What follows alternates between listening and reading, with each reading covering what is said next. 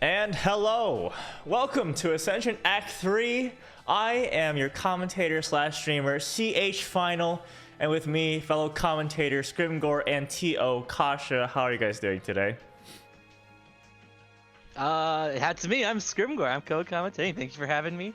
I'm doing all right. Thanks for asking. I just haven't eaten all day, and I'm gonna have a big meal when we're done. Oh my god, you know, I was thinking of getting pizza after this, so I'll have a big meal with you. Oh, it's gonna be an after party. Be Yes, there sir. or be square. Yeah. Well, Scrim, it's hip to be square. Is that what the squares told you? Yeah, it's because I am a square. All right. Looks like our TO is deafened, but for those of you who don't know, Ascension is our beginner to intermediate tournament series, right? So we have a good amount of players today, all in the beginner to intermediate level. Looks like we have about 25. Wow, that's a really good amount. We'll be starting our matches very soon. Just getting all the players ready, and yeah, I am very excited I'm looking forward to all these matches. Yeah, for sure. There are quite a few people I've seen before in other tournaments because we're not the only ones who run intermediate brackets. A few of them from, like, say, TMN have come over, which is pretty cool. I think that's the first time we've seen them in our tournament, so it'll be interesting seeing them mingle with our crowd as well. And I do know that one of our other friends, Aerith, had invited a few people from his locals, and someone from my locals as well invited some people from my area. So it's actually a big smorgasbord of new people. So it'll be pretty cool. A big what? Smorgasbord. Haven't you heard that word before? I have not. That's a new word for me. Smorgasbord? Yeah, you learn something new every day. So It's those true. who don't know, smorgasbord is a word, and this is the context to use it. It's like a big melting pot, or yes, as someone said in chat, a cacophony, a gaggle. A cacophony? So there, a gaggle? so there are a lot of different groups of people here. All of them have been more or less checked by us to ensure that they are, of course, intermediate or beginner level. But I think it'll be interesting to see. Is there anybody? I gotta look this up. Go ahead. Sorry. It is definitely a real word. You can look it up if you want to. Yeah. But I was gonna ask you: is there anyone you're looking out for this tournament? Who are you keeping your eye on? Well, let's see. I think heavy hitters are definitely the one. I think Xyrith has a good chance. Master Squidward, of course, I've seen them play in our tournaments multiple times. They have done very well. So those two in particular, all right, can be quite scary. I think they can take it potentially. However, when I was playing against some of these players yesterday for connection and just making sure they're eligible to play, right? So one of them did caught my eye, right? The new 13 player, which I believe was S2 Curry, right? I was like, okay, yeah, this player is pretty solid. They might be able to do pretty well. Yeah, see, actually, when Kasha, our TO, was seeding the players, I did notice that S2 Curry was in there, and he's actually somebody from my area, not like in my city, but like in the city over, essentially. And we played a decent bit before, but I always knew he was a solid player. He doesn't really play that much anymore, but he's still pretty solid with his character. I think at one point he was the best player in the city, though maybe not so much anymore. But I did notice it was cool to see him here, though. Yeah. I think the coolest thing was actually seeing Jin players yesterday.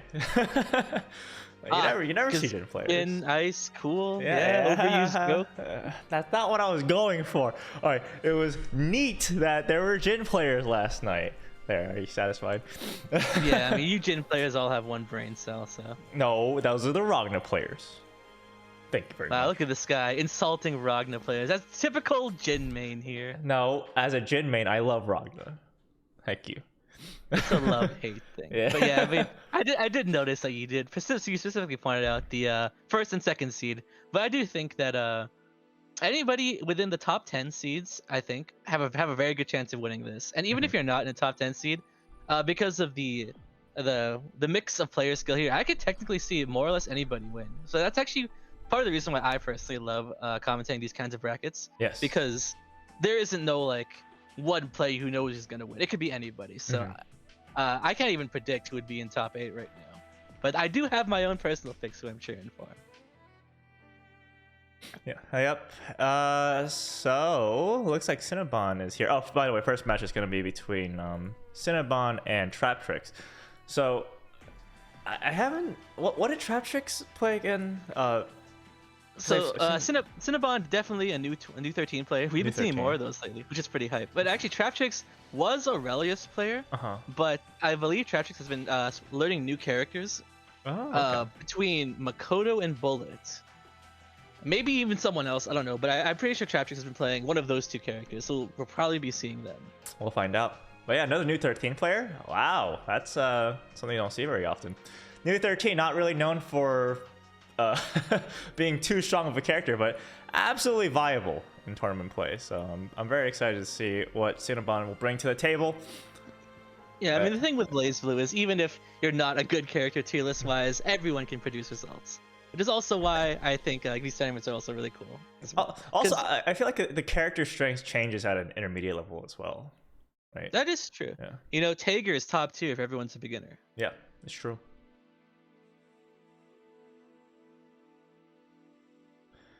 So yeah, it looks like our players are here. So yep, they can start whenever. I'm interested in seeing who Traptrix will play. Because like I said, Traptrix does have a different assortment of characters. Oh, it looks like we're locking in on the Bullet. Okay, so Bullet has a couple tools against zoning, right? She has the projectile invul dash, but you know, her mobility is still much to be desired. It's true. Like everyone looks at Tager and he's like, "Oh, this guy is so big and fat and slow." But you know, the one thing he has that Tager or Bullet doesn't have is Spark Bullet, and that is a very scary option. So, in matchups where the character absolutely wants to stay full screen from you, like New, Bullet doesn't have that full screen projectile that Tager has. So this matchup could be arguably worse, depending on how you look at it. Yeah. Whoa! A DP from Traptrix in neutral. Very ballsy. I don't know if that was a misinput, and here it is. We got the zoning coming in. Now, you got to be very dangerous when you're trying to get heat as Bullet, right? You're at a very invulnerable position. And New range of coverage is very, very big, right? As you can see with these drives here. So, yeah, Wannabe Cinnabon is just in control right now. Oh, what you're saying is true, and that is the command dash there. That is a projectile invul. But actually, Bullet's charge is projectile armor. So, while it is true that Bullet is going to be a little spooky position against someone who can hit you full screen, at the same time, the projectile is armored. And this position right here, where Bullet has New in the corner, no reversal options really, and this scary grappler-esque person in your face, like next hit will kill. And there's the next hit. I don't think there. Oh, a burst! Oh. Wow. I would not have expected that burst, but you know, if there's a character to burst in that scenario, it is New 13 because that bursts are especially strong in her. She returns you to the position where she wants to be in, right? Yep. Now, what would be really great is if Cinnabon used the meter, right, going for that full screen super, just to get control, but unfortunately. Yeah, that time we got the Mikola capture actually do its job with the projectile full invul on the dash. And we saw it just kill Cinnabon there. Yeah, this is gonna take you to the corner. New is truly like the zoner of the game, right? If you get up close to her, then there's a good chance you'll beat her up pretty handily because she doesn't have a reliable reversal. She has to go for more system mechanics, right? So like counter assault or ODEA to get out bad positions. But wow! Oh, thank you for the raid. Yeah. We had just started our tournament. For those of you tuning in, we are doing an Ascension bracket. We had just started. Ascension is a series we do catered towards beginner or intermediate level players. And right now we do have Cinnabon on New 13 versus Traptrix on Bullets. Yes, thank you very much for the raid. So there's the command grab that is going to be death, but gotta burst there. Yep. All right, gotta use that meter. All right, this is really important, especially don't sit on a full stick of butter for too long. It is, especially when you're below 30% HP, you actually auto-generate meter. So when you're sitting here at full meter, you're actually missing out on meter you could be getting. Okay, I put in Gravity Seed. Very annoying to deal with. All right, so the thing about Mikola capture though, even though that was a good is that even though it is projectile invul, it can be low profile. In fact, if you crouch, it just whiffs you entirely. So you actually saw it earlier. I didn't get a chance to comment on it, but Cinnabon did actually crouch and it whiffed. Though Cinnabon opted to jump away instead of punish, and that was actually probably the difference between win and loss there. But that was still game one, so we had to see some adjustments here. Yep. What do you think we're looking out for here? for Well, I adjustment. mean, I feel as though Cinnabon is doing a good job neutral-wise, right? It's just, I feel as though they're a bit hesitant, right? Playing like committing on the full zoning game, and also very hesitant on using the meter, right? I feel as though what makes New really strong is, or one thing that makes New really strong is just her I win neutral super, right? The Legacy Edge? Yeah, Legacy Edge. It's something you should try to use every now and then, you know, just to get up close, start doing some mix-ups, and I'm sure people here who have played Blazblue are familiar with Legacy Edge from Lambda. It's the same super, kind of, but for those of you who don't know, I'm curious. Do you know the difference between Lambda and New Legacy Edge? all I know is I think News is longer than Lambda, if I remember correctly. Yes, News is oh, there's Legacy Edge. Yeah, there it is. But News does have more hits, but also News launches on hit, while Lambda's doesn't. Oh. That's another fancy thing. Get into the corner with it, right? So coincidence or not, you know, Cinnabon won that round, first round winning in this set, and that was the round where Cinnabon used Legacy Edge. So maybe you're onto something. Yeah, I'm telling you. Right, New actually has some scary mix-ups when she's up close, right? You know, but you have to be up close, which New usually doesn't want to be. Right? No, I mean, in order to play this character to her absolute best, you do kind of want to bob and weave at that distance, because her best starters are with her Bs, more or less. 5B will get you 3.8, 4K pretty easy from what I've seen, like the optimal stuff. But that was a good mash out. That's going to take you all the way across the screen. That's where you don't want to be as well. Going for the head swap, but the drop, it's okay though. This is the new 13 distance. Right. Here's the OD, careful. Wow, great back air dash. There's so many swords here. The dead zone of the 5Ds. That's so unfortunate. Yeah, even in OD does not delete that dead zone. You gotta be careful. I don't know if that Act Farsa was on purpose either, but that just put Cinnabon in the distance you don't want to be at. And now Traptrix is on set point here. What's that sword that she throws out, or that she can charge in neutral called? Which one is that? The 214D? 214D. I think that's also something else you could start using in like pressure situations as well. Or neutral. I believe that's Luminous Slave. Yeah. But yeah, that is a new move to CP or CF. If we are playing CF. And not looking too good here. Yeah, there's the command jump, unblockable, and that could be it. You're gonna get your burst back though. So. Burst, gotta burst! Gotta burst! Oh no! Oh. Yeah, because a lot of bullets stuff are hit grabs, they're all more or less unburstable. So at that point where Cinnamon bursted was like the only point you could have bursted. It's always a 50-50 there, right? Whether they're gonna burst and then or not. it becomes a 50-50 because if Cinnabon hadn't bursted there, then Traptrix would have dropped the combo, and then we could have teched and returned to neutral. So it was either you know, burst or not, and we took the burst, but Traptrix was ready for it. Yeah. So.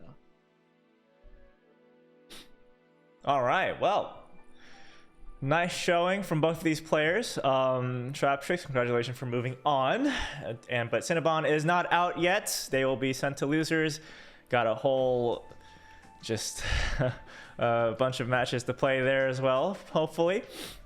Now, waiting for our TO to give us the next matches. We're going to have Quetzalcoatl versus Buins. Oh, so that is you know, we're talking about a pre-tournament here. We have a lot of different people from different communities coming for this tournament. And Quetzalcoatl being someone from TMN primarily, a Susanoo player. Buins is actually someone from my area. I believe Jin player. So. Oh. Jin, okay. You and funny enough, Susanoo and Jin are the characters that we play. So. Oh, yeah, you're. Okay. So how do you feel about this matchup on your end? It's 50-50. It's a complete skill-based matchup. I feel like most of Jin matchups are skill-based matchups. The only one where Jin has advantage is where he has like consistent ways to poke without, like just safely poke, right, without any retaliation from the opponent. Susanoo is not one of those characters because 2C works very well against him. 5B works very well against him. He has very good range that can contest with Jin, but you know, Jin can contest back, right? So it depends on, it's skill based, right? At the end of the day. But couldn't you say that about every matchup? That's true.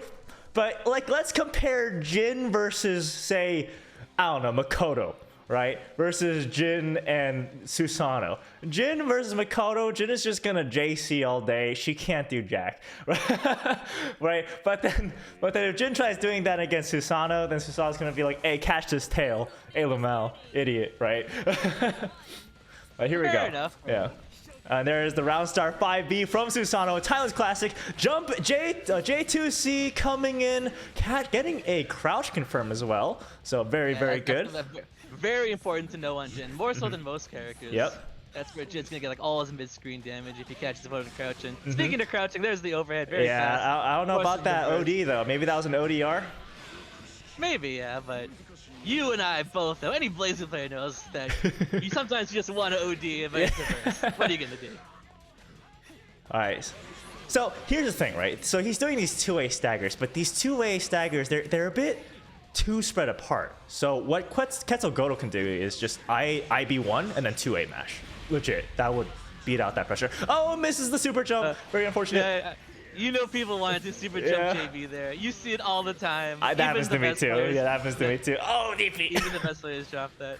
But actually, you know, with Susanoo's DP, normally you can't combo off for that meter, but if you hit them either at the right horizontal range or the right vertical range, you can combo off immediately. And that was actually the right range where Quetzalcoatl could have gotten a proper knockdown and some extra damage. But that's just awareness of the character. Yep. Oh, punish. There we go. Very nice. Oh, yeah. 3C. Very bad on block. We can get a full combo here. Getting, looks like, the overhead. Okay. So here it is, the scary Susanoo pressure. All right, stopping after 6B. He knows that.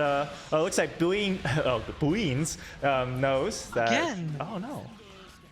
Oh god. Oh god. I did mention Buins is from my area, and I believe we have a Susanoo player that isn't me, because I don't actually go out to locals. But, yeah, so they might have some matchup experience here. On the other hand, I don't know how well Quetzalcoatl knows Jin, because there actually aren't that many Jin players. No, not at all. All right, counter assault from Buins, but it doesn't get too much. It looks like Quetzalcoatl still an advantage, going for the classic. All right, Grand Viper RC into green grab. Very disgusting. Yeah, there is a gap between the 5th and 6th hits of Grand Viper for the launcher, and that is usually people are rapid to throw because it will not purple. Yeah. That's important. It also moves him really close, so you don't have to micro dash because, you know, Susanoo can't micro dash. Yep. Oh, TRM coming from Quetzalcoatl. That's not good. But oh no, Buins dropping off the knockdown. That's okay. Get the ice car, loses corner control, and now Quetzalcoatl starting to get some seals. We got Grand Viper and DP, both very nice to have as Susanoo. We're gonna go for wheel next. Oh. Yeah, by spending the 25 meter, Quetzalcoatl actually got all the primary seals you usually want to see, which is the overhead, the low, and the DP. Oh, 2D, not yeah, the right here, though. That is so dangerous to use in neutral. Very good coverage, but if you whiff, then ooh. Yeah, there's the DP. You want to get that big scary guy off of you. RC. Oh, that was in time. Yeah. The hit stop gave him just enough time, and not. I don't think that's gonna kill. He or maybe. Oh, it will. Okay. Yeah, another. I didn't even notice. Yeah. If you wanted to guarantee it for sure, then 62D into Toga would have been more than enough. But that works too. So very nice from Buins. I do feel like going for like any super there would have just killed because Ketz was low enough. It's just that EAs actually have pretty low minimum damage, though he was just lucky he was in active flow. Or maybe it was calculated. I don't know how to calculate active flow. I mean, if Fenrir can do it, you can do it. That doesn't mean anything to me. Oh, the purple setup, forcing the early burst from Ketz. And that is something that I think almost every character's JA can be cancelled into a air throw. Okay, that is plus. That's plus, yeah. Very plus. Okay. Well, it's level 1, so it's only somewhat plus. Now, if you want really plus, take a look at level well, it's more plus the longer you are from them, right? Or the further you are from them? It's always going to be the same. It just depends on the level of the move.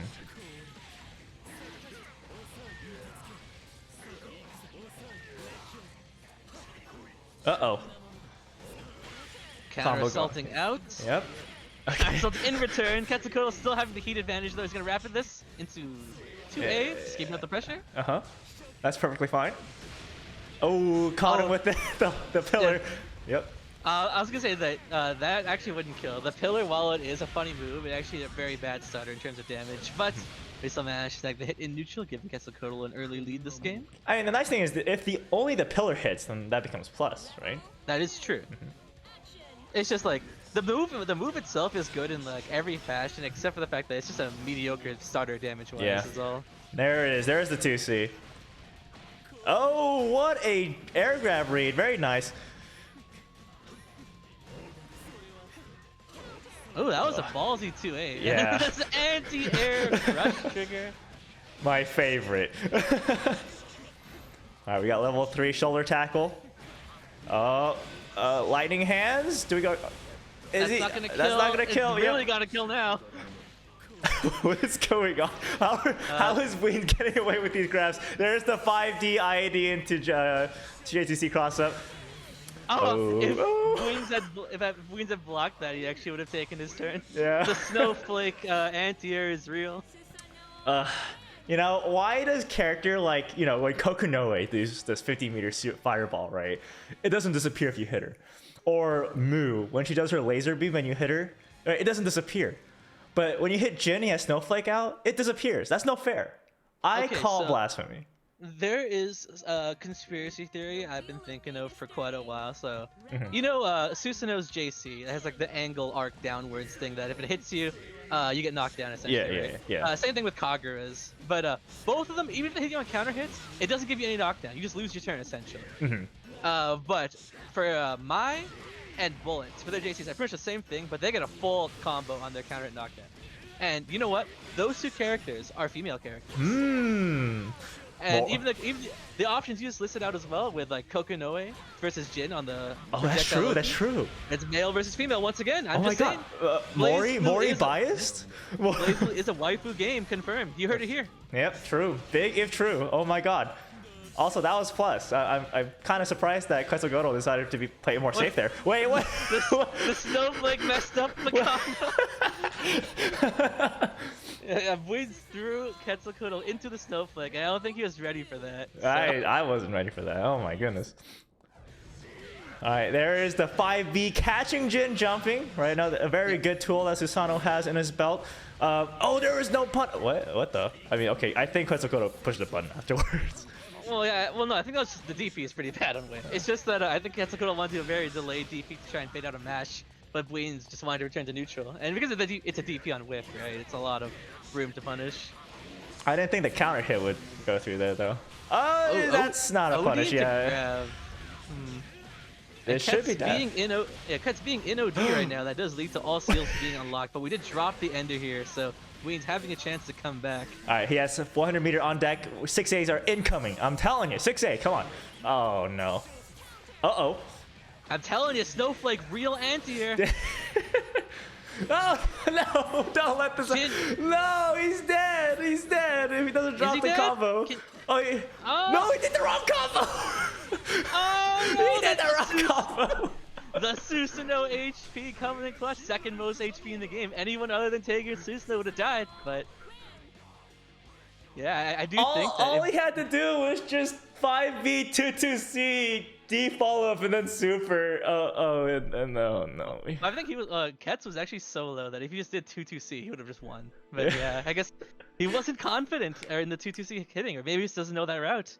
But potentially, I said it before at the start, but that's why I love commentating these brackets, because I don't know who's gonna win, man. It always leaves me at the edge of my seat. But thank you very much for the lovely match from these two players. Now it looks like we have Xyrith versus Nisamono up next. So let me let me just set that up real quick. I do believe you've tested Nisamono, did you, or did you not? I don't think so. Okay, well, Xyrith is someone we both know, actually a very good friend of mine. A Kagura player. It seems like Nisamono, who I'm not familiar with, is playing Azrael. This is an interesting matchup because I know Xyrith hates Azrael, but at the same time, he actually has gotten a fair bit of practice against Azrael. But you know, sometimes just because you get practice against a match doesn't mean you're gonna like it. Yeah. So we'll see if Xyrith's Azrael experience can help deal with a matchup you hate.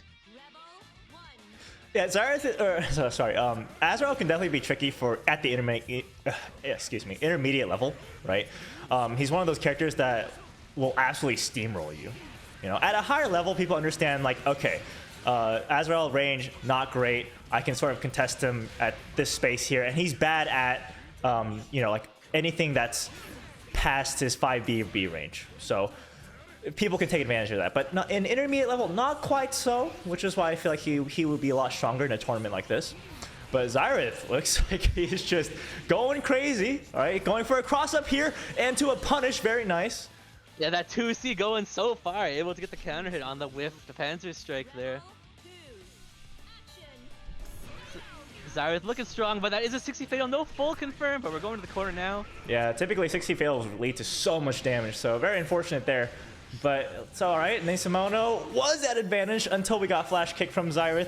That is a very scary reversal that Kagura has in his arsenal. Nice, it's especially strong against characters like Azure who want to cross you up a lot. The thing with Kagura's Fafnir is you cannot cross it out because it is a flash kick, a 2-8 input charge, but it doesn't actually have a reverse hitbox. So that scenario actually, we're talking, saying how you can't cross it up, but if you do it too quickly, then you actually end up whiffing anyways. So you do have to time it a bit. Yes, absolutely. But Nisimono just turning the game around, right? So now we are tied 1-1. Oh, there he is. Watch out for the B-Fab, and then there's the C. And Nisimono holding the tech here was not want to be reset. Very nice. Yeah. And very, very aware of the B-Fab. Wow. Oh, yeah, that was cool. You can't really get too much damage off of a 6A non-counter hit. In fact, 6A non-counter, sorry, 6C. 6C non-counter hit with Azrael leads to 0 damage because you can't combo off it unless they're crouching or in the air.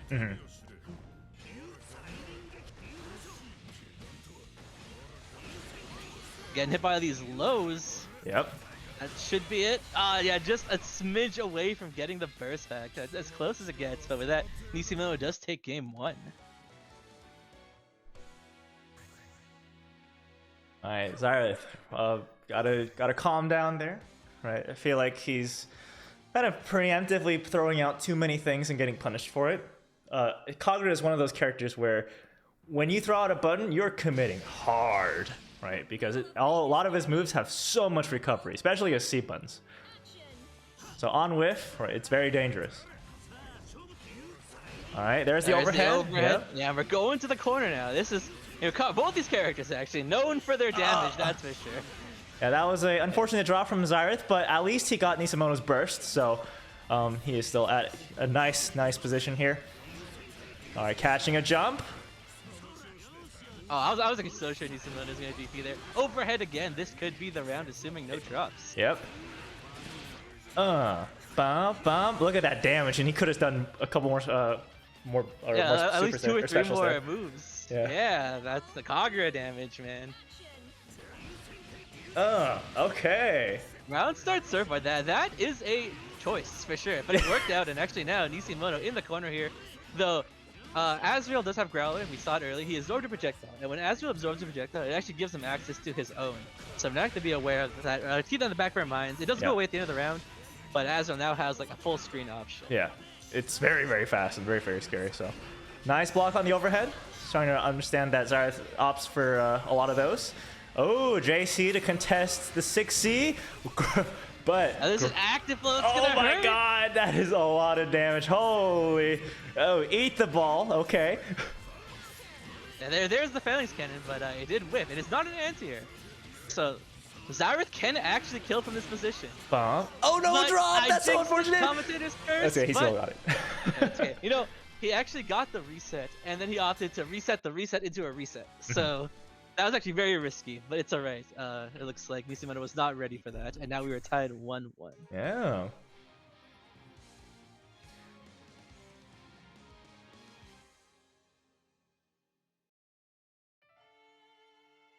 Alright, Zareth, we need you to stop dropping combos, right?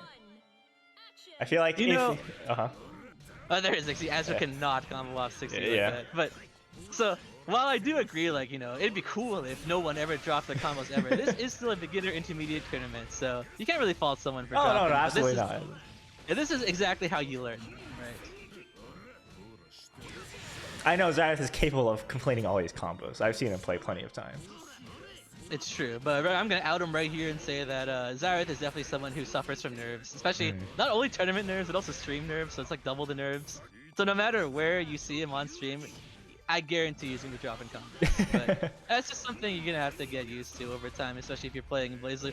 Rapid purple throw. Nisimono now on set point, but is down a burst. We'll be getting it back this round though. Nice 6C again. So these 6C callouts has been really good.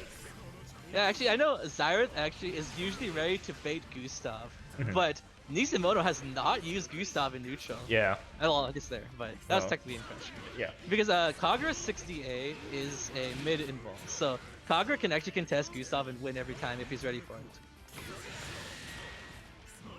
TP? I knew it. There it That's is. The punish. This should be death. There we go. No drops. And now we are tied 1-1 in game 3, round 3. Who's gonna take it? There it is, the frame trap low. Oh, if he just did a single jump there, he would have been able to punish, but a double jump gave Xyrath enough time to recover. And now we got a command grab coming in from Xyrath. Oh, nice! Using the invul from Growler to completely avoid that mix-up.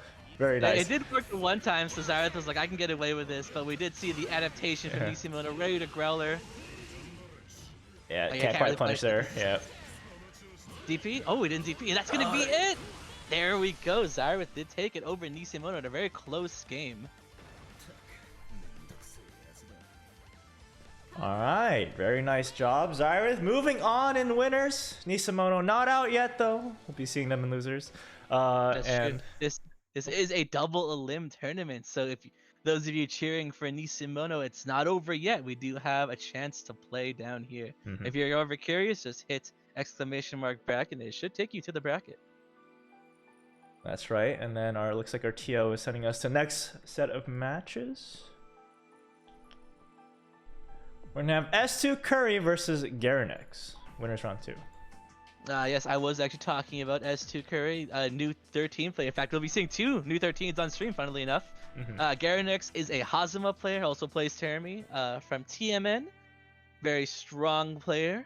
Definitely one of the contenders to win. Actually, I'd say both these are contenders to win the tournament. So we'll have to see how this goes. Notoriously, though, Hazama versus Nu has always just been a thorn in Nu's side because Hazama is just able to navigate neutral to a point where it's very hard for Nu to snipe him out of the air. And then on whiff, it's just rough. Hazama gets in, and then you got to take that block because Hazama does not, or sorry, Nu does not have a reversal.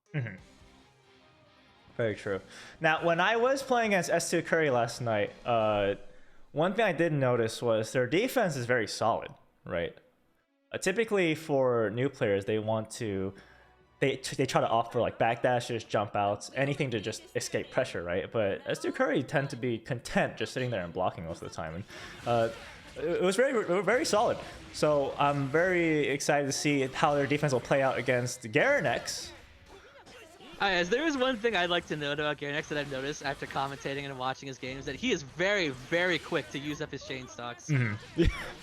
In fact, he's run out of chain stocks twice. Hazama does automatically refill his chain stocks if he connects a chain with you, so it's always like the risk-reward thing.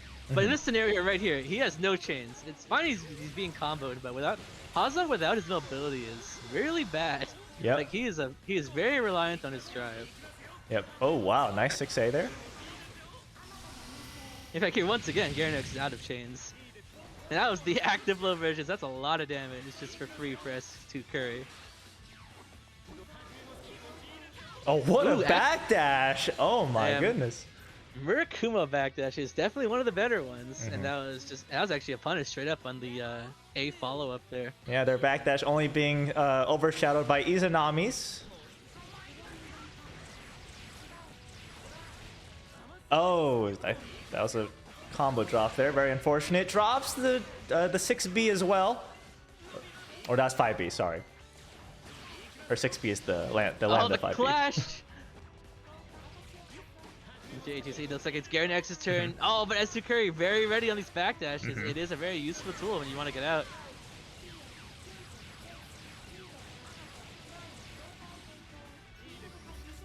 Setting up the gravity field. That does make it hard for Hazama to approach. He's out of chains again. Yeah, well, oh, there we go. We got the hit. It's okay. Once you get the hit, it restocks your chains. Misses the 65B. Ooh, the 2-frame link. Very infamous. Oh, nice catch on the backdash there. Garen X was ready this time. Okay, what is the play here? Oh, looking at... oh, missed the Hotenji. They're getting out of the corner. And now Hazama, once again, no stocks, no mobility, but it's alright. We got the D. So when Hazama has no stacks in his chain, he's actually still able to shoot out his chains. He just cannot do the follow-ups, which allows him to fly around the place. So if he does get that lucky chain hit when he has no chains, then that does give him a chance to restock this thing, which is what I see Garen X be relying on in his yeah.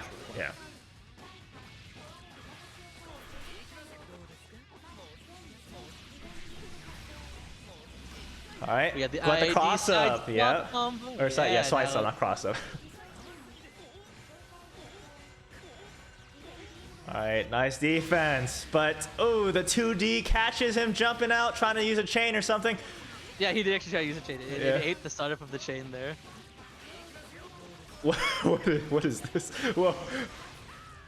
Okay, so here's a funny thing to note. What Garen X did, he did the C follow-up, which is actually frame 1 mid invul, and that would actually beat every single EA in the game except for News, because hers is a projectile. Yeah. So Garen X was actually right there. Yeah. But it's okay. This should be the game. New does not have a lot of HP, so there you go. That was close. I even had the rapid raise just in case that didn't kill. Garen X taking game 1. Very nice.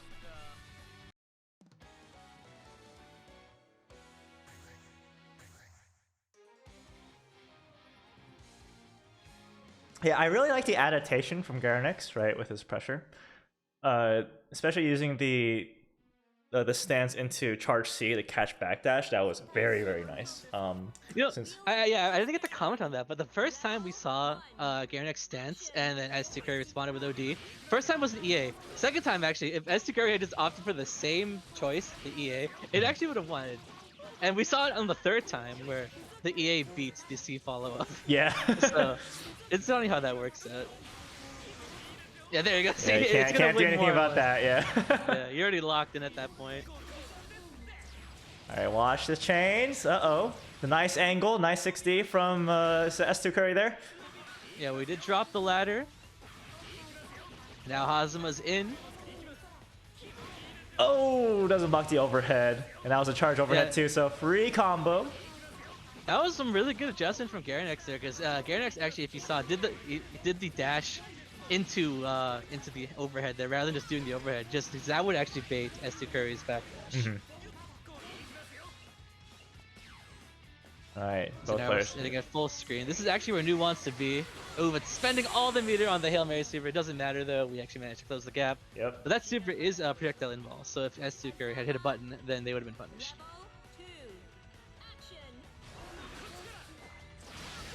Uh-oh. Very unfortunate start. The swords beating chain, and now Garen X in a pretty not great position. It looks like we have gravity seat up. Nice mash from S2 Curry with the 5A.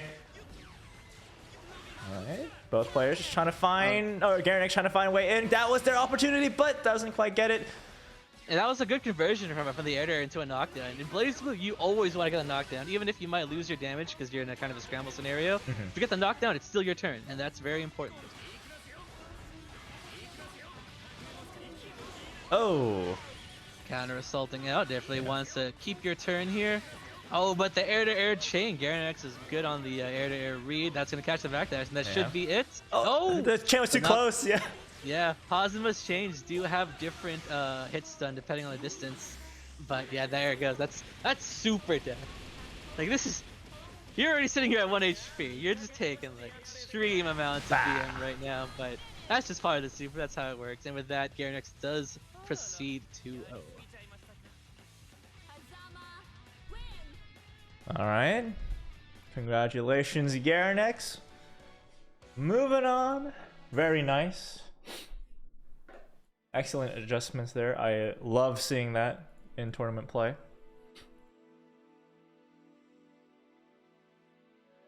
Oh, we're already on winners quarters. Yeah. At least on the winner's side.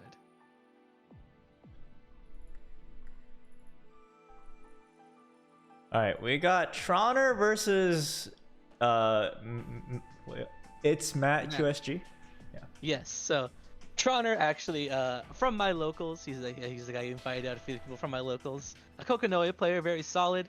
Matt, I believe Naoto main, but also plays Arakune. Both characters you don't see too much, but I don't believe I'm speaking for myself when I say both characters are very annoying to deal with. Yeah, absolutely. So, but hey, I mean, if you can play them, then they're definitely real scary. Thanks, so I hate it. So we'll have to see who Matt will be picking here. I do think he'll be going with Naoto. It looks like we're hovering Naoto, in fact. Yeah, there we go. How do you feel about Kokonoe versus Naoto? Well, I don't know about Kokonoe versus Naoto per se. I don't really see this matchup too often. However, I feel like Naoto's standard game plan will apply. He just goes in, guns blazing. He can probably play around her fireball with Sway or Phantom Pain or whatever it's called. And then once he's in, right, he'll be very oppressive, like he is against every other character, because he has possibly one of the best neutrals or best pressure game out of the entire cast. So in this scenario though, actually, what makes Naoto very strong is negated by the fact that Graviton is behind him. So it's funny how that works out. Oh yeah, and then Slash Kai as well, right? It's a very, very nice neutral tool he has in his arsenal. But Kokonoe, once you get started, it's scary. It's scary. I've seen. There's oh. Run up 6B. Yep. You know, that move is strangely hard to block. Into the reset. That disgusting cross up. Yeah, it is a cross up overhead. Not only is it an overhead reset, but it's also a cross up. You gotta be super ready for that. And we're going for the ice mix up here. The but DP mash. Matt having none of that. I love it. Oh, drops the combo, going for, look at all of these overheads. Oh my goodness. That should be okay. it. Never mind, we didn't get a drop. Kill. Yep, that's a kill. There we go. Yeah, he's gonna get the fireball. Would have came down, assuming Chandra didn't die. But yes, that was death right there. Holy moly. And what already dynamic start to this pretty volatile matchup. JB. Those of you who know, you definitely know. Yeah, if you know, you know. Yeah. If you know, you know for sure. All right, there it is. Side swapper. Do we know the side swap? No, maybe not. Looks like we're just going back to mid screen. All right, fireball setup. Okay. Yeah, there it is. The fireball setup. Can we block in the empty low into the double low? Into wow, the nice defense. Now, if it was Manatican, he would have done something, you know, he would have done the Golden Tiger by now, Alamau. Oh, come on, I was just like saying, well, if this player was Fenrich, then this whole tournament would be over. So there was a tweet where like Jin did Astral, right, and it traded with Susanoo Grand Viper, and Bananakin tweeted out like, if it was Fenrich, it would have hit. I mean, it's true. Yeah, you're right though.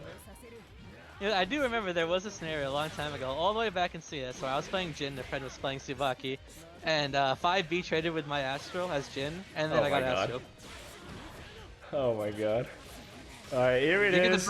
Big damage incoming! Oh my god, you got a burst! No! Oh, it's okay. Yeah, we're saving the burst for next game, it's fine. Yeah, alright. True. That was the opposite scenario of what we saw earlier, though, where I believe it was against Cinnabon, where was this again? Oh yeah, I think so. Yeah, where Cinnamon got the burst, but because the opponent was ready to bait it, it turned to 50-50 where you lost. But in this scenario, maybe Troner was expecting the burst bait, but Matt was just like, I want to end the game, so. Yeah. Yeah, very unfortunate there, but hopefully Troner Bonner can turn it around. Kokonoe is definitely a character that is capable of doing so. Oh no, trying to ODR the overhead doesn't quite work. Oh, nice block though. All right. This is scary. This is Naruto pressure. Yeah, this is it. This is the Naruto pressure. Oh my god, so frightening. That is definitely a very scary thing to deal with here. Jumping out though, we get the JB. Do we have the side swap here? No, nope, dropping the combo too. Very unfortunate. Ugh. Oh, Okay. Trying to go for the jump from Matt there. Wow, yeah. Matt was ready for that. I don't know if he's particularly knew that the grab was coming, but yeah, that is the setup that gives Kokinoi a very strangely long grab range because of the graviton.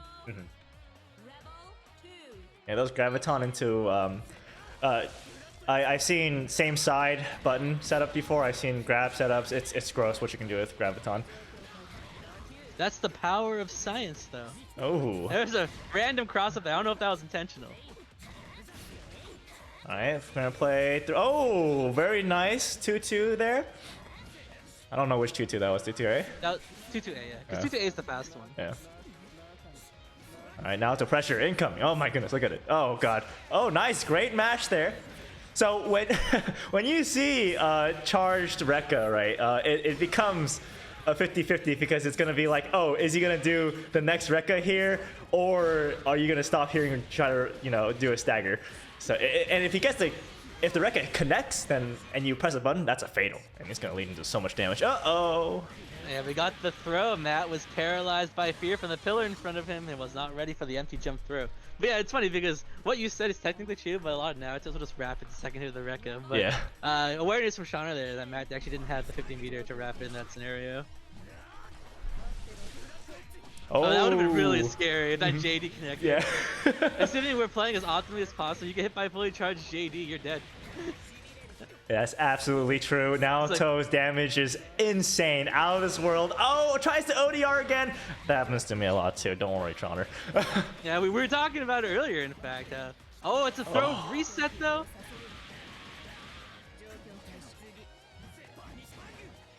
All right. Actually, Troner running out of graviton, so you don't see it too often, but Kokinoi's gravitons are in fact a resource. You can run out of them. Great burst Bay! Oh my god! Is this death? This should be death, right? Can we kill off this? Yeah. There we go. Damn. So yeah, actually that's gonna be tying it up real quick. 1-1 apiece.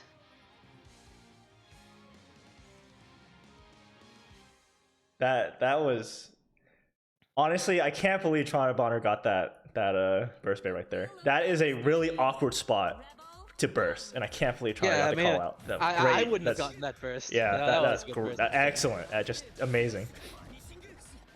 And that was oh, there's the JD we're talking about. But that's graviton like, saving your life. It's true. It's like the equivalent of being hit by like a Hakumen 5C when he has Magatama. And there's the side swap. There we go. We're finding ourselves in the corners where Kokinoi's at her best into the overhead. There's the burst from Matt. Oh, the Phantom Pain involved bursting in response. Both players now down their burst. Important resource here. Nice cross up. Actually, that was a cross under. Actually. Yeah, actually. Well, actually, he did a cross up afterwards. So maybe I was referencing that one. Oh, so you're talking about the future now? Yes. Yeah, we counter assault now. Definitely want to take the Kokinoi mix in the corner. Not ready for the overhead again. Now it's a 6-8. Drops the dash confirm. All right, we got the fireball setups. This is actually a war crime. All right. And a nice block on the DP. In fact, I think actually no, maybe if the DP hit, maybe Matt might be able to get out with a DP follow up. But on block, that was definitely death. Now Troner on set points here. All right, we're playing the 50-50. Loses. Troner hesitated a little too much. Like he did realize I should hit a button, but Matt had already covered by then. Yep. On 2C start, no full combo, baits the DP. Oh, this is gonna be huge. That was a 5C starter. Oh my god, big damage incoming. Oh no. That was 4.2k. The combo wasn't even done yet. Tries to bait a burst this time. It's coming here though. That ate the meter. That's so unfortunate. Yeah, wow. That is a quality burst right there. Not only does the burst come out, but you also steal 50 meter from your opponent. Excellent. Feels good, man, for Matt. Uh-oh. Is we gonna get? Oh, Choner wants the game here though. We got Fireball. Oh my god. Oh my god. What a ballsy DP. There are a lot of two ways there. I don't know if this will kill. This will though. Yeah, that will. I don't think that would have killed otherwise, but Matt not ready for the reset, and that's going to be a win for Troner there, taking it 2-1. Wow, that was. I'm gonna be real. I don't think the DP there was necessary, but I like the attempt. That was definitely one way to escape or attempt to escape that pressure. It's just so risky against Kokonoe Fireball, right? There's not much you can do. But sometimes you just gotta do what you gotta do because I don't want to block that, right? And you know, if you get hit, then that means you don't have to worry about blocking. Yeah. Sound advice from Scrimgore here. Yeah, once you get hit, you don't have to worry about the high-low anymore. Using your noggin there. There we go. All right. That's great. Up next, we're gonna have Stardust Lucy versus Savage. Yes, that is Stardust Lucy on Hibiki, most likely. Savage, I believe, has transitioned into Jubei, but does have a Tager. I don't think we'll be seeing it, but let's see what we're gonna be having here. Both players have actually been in multiple of our Ascensions. So yeah, I think these two have also fought in other tournaments as well. So we'll see how this goes. Yep. So as because I'm sure Salvage is gonna be playing well, I guess yeah, we're gonna be seeing the Jubei here. So what do you think about the Hibiki versus Jubei matchup? Oh, this is a matchup I never see because right. Yeah, me too. That's why I'm asking you.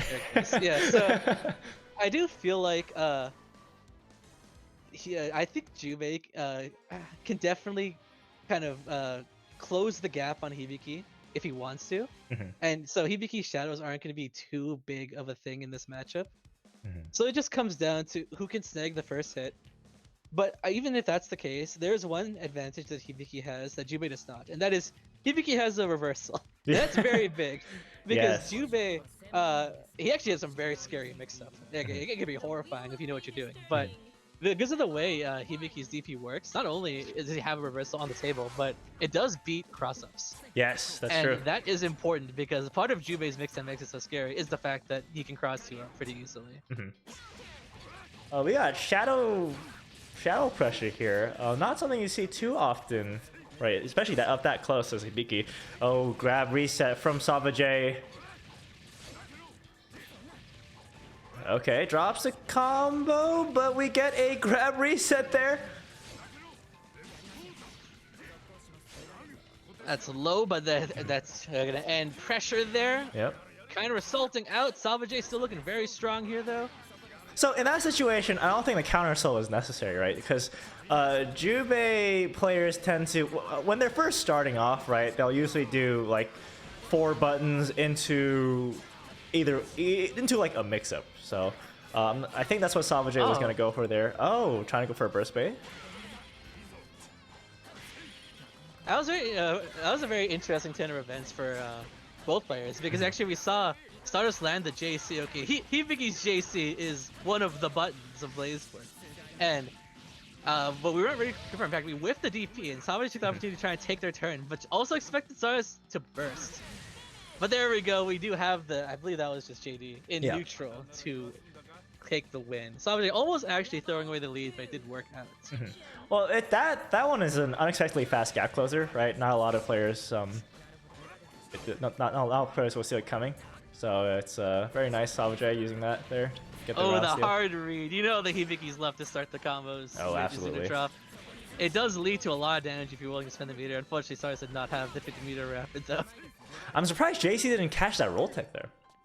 I wonder if it's a mistime or if that's a Jubei thing. Jubei too small. It is. Jubei is technically the smallest character in the game. Yep. Nice reaction on the throw setup though, and we're getting our toes caught here. Yep. Oh, we got the 2BB cross up. This could be death if we're willing to spend the resources. Looks like we're not. We're just gonna hold on to the resources here. Oh, there was the JC. She caught the no tech there, but didn't get the kill. Very unfortunate. And now Savage could very well bring it back. Need a burst there. That was an unfortunate reset for Stardust, going for the 100-meter all in, but that was too slow of a punish. Oh no. Stardust did actually take the round here, but if we had spent our resources earlier, we could have held on to the burst. So that's a little unfortunate. We're going into round 3 here with the 0 stacks on the burst. If we get active flow, it'll be fine for Stardust Lucy, but Savage does have that advantage on the table here. So we'll see how we use it.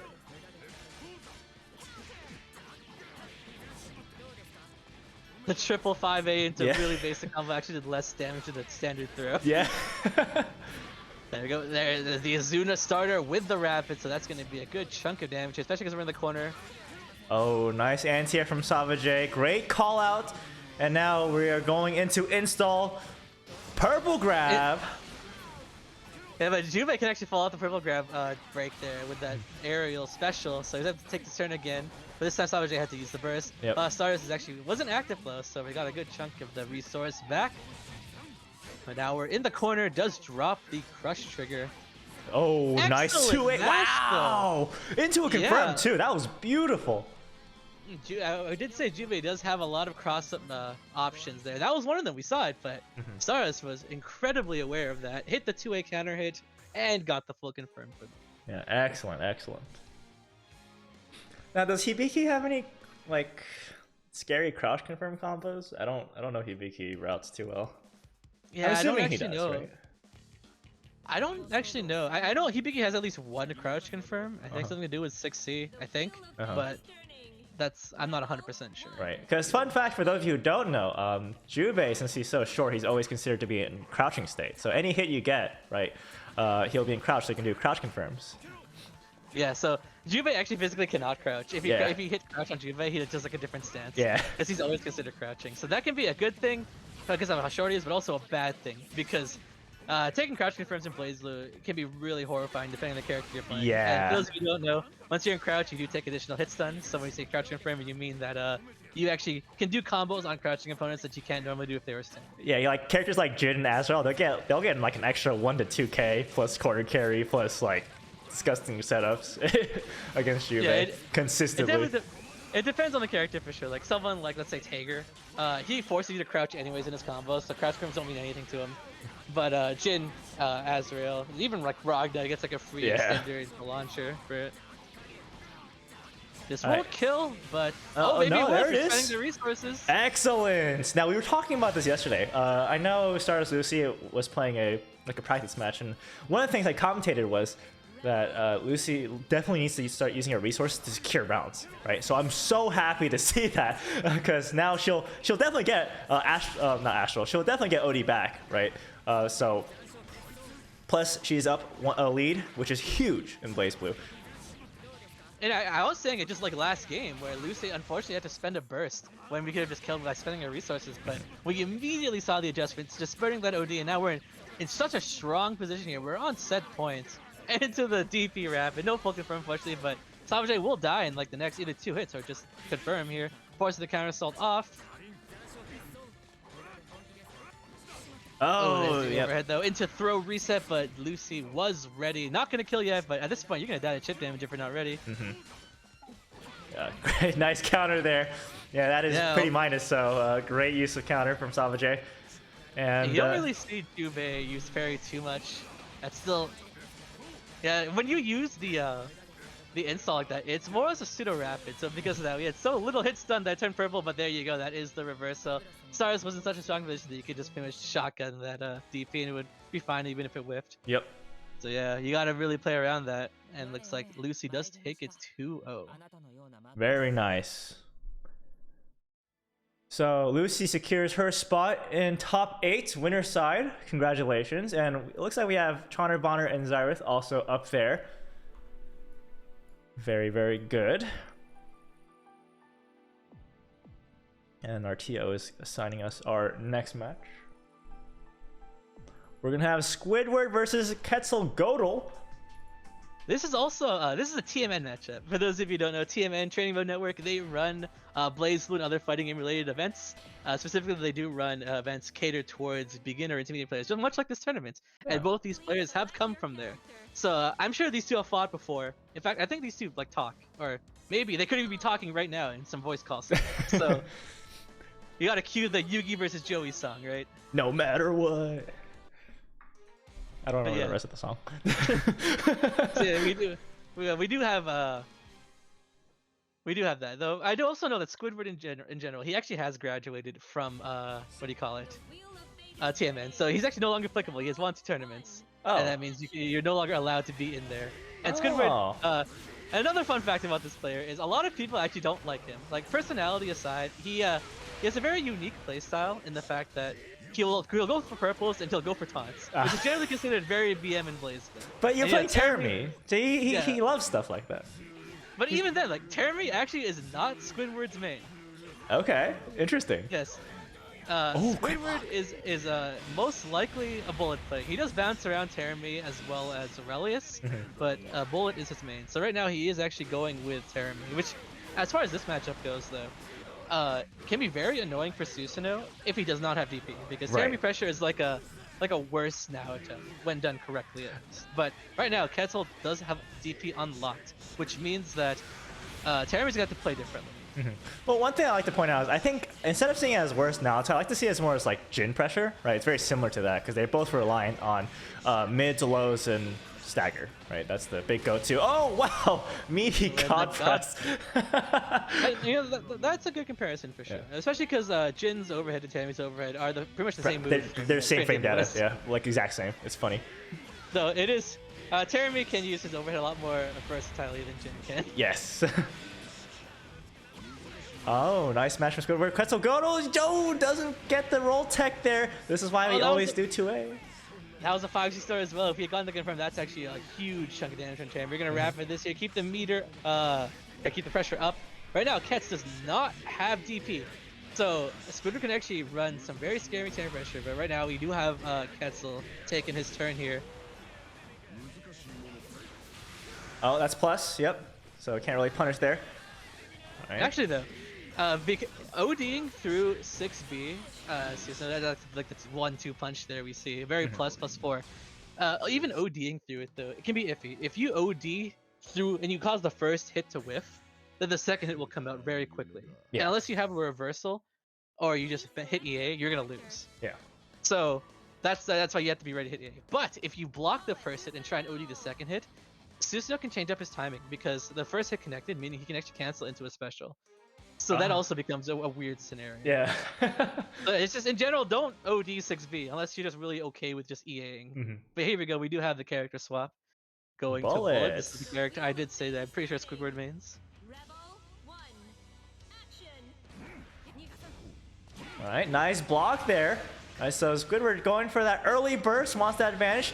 We got Hedgehog available. Whoa, pressing something on Wake Up. Nice block though.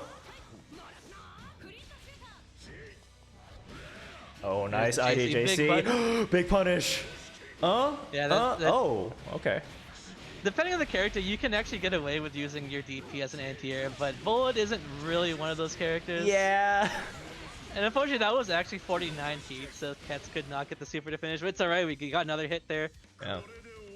Oh, very, very fast game for Quetzal Godel there. That's just the kind of character Susanoo is. Yeah. If you let him get his momentum going, not only does he have really high damage, even without his seals, depending on the starter, but you get his seals, and that's going up to like 4k on average. Oh wow, that was really slow there. I feel like Squidward could have just shotgun with that JD after seeing that whiff 2C. Now we have the reverse scenario where Bullet, level 2 heat in the corner against Susanoo.